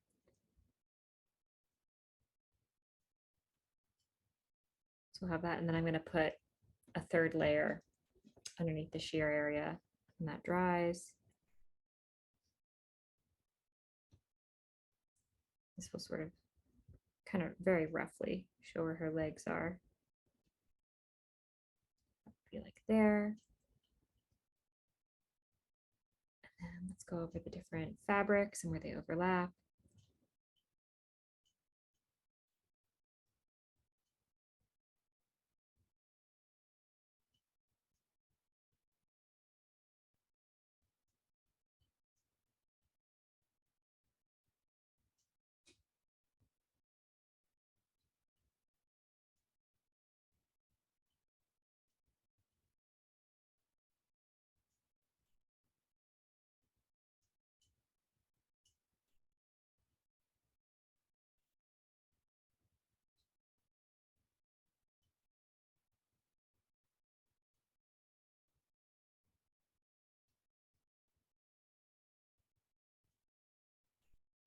And then just anywhere it overlaps, adding extra shades. So for example, if this overlaps, we're going to see like some shading up until here. We just gently go over things until they look like they're multiple layers of sheer fabric overlapping. Hopefully they will feel that way.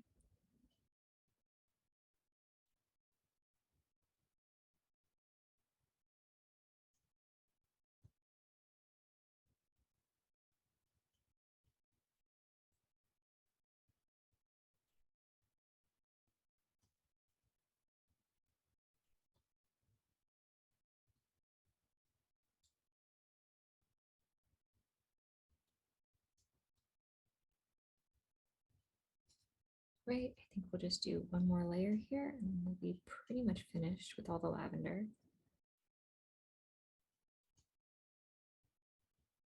And then we should go in and start adding these like tattoo symbols slash like burning symbols. Kristen, is there anything in particular you were thinking in regards to like patterning? I know you sent me some images of like the glow effect, which I don't think I can get with watercolor, but I will do it digitally. Pattern wise, I mean, should I just do like some swirls? Is that okay? Or did you have something really specific in mind?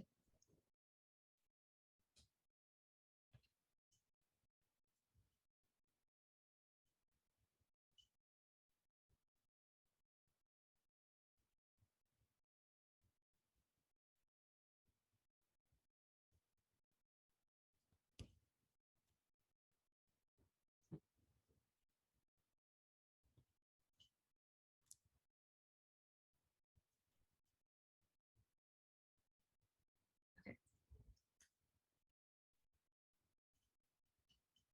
So I think these will probably be like a deeper purple. I'm gonna mix a little bit more red into the purple because I'm assuming it like is mixing with her blood. Um, so it would take on like a more of a reddish hue.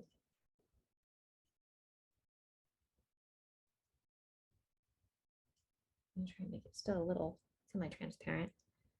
Um,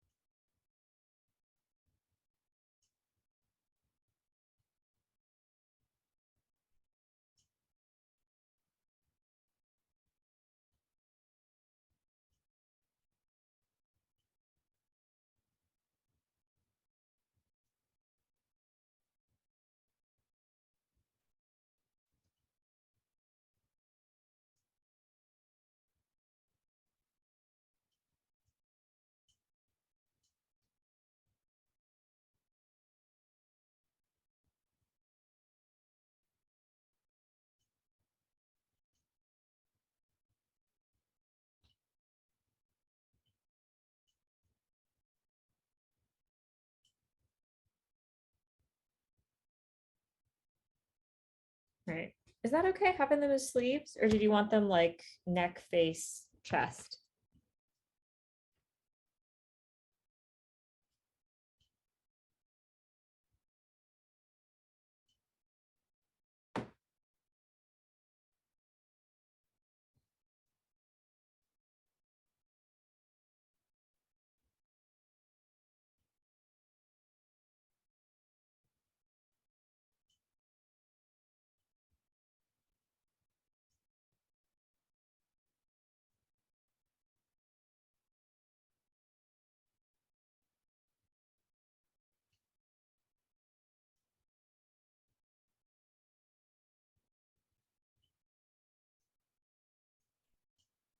On the collarbone. Okay.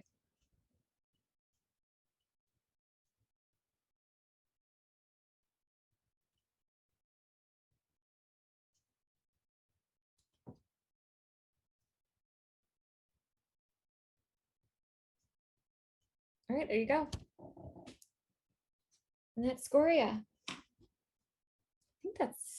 I think that's pretty much it. And I'll work on that glow effect and send you a scan. Thanks everyone for watching. I'm so glad you like her, Kristen.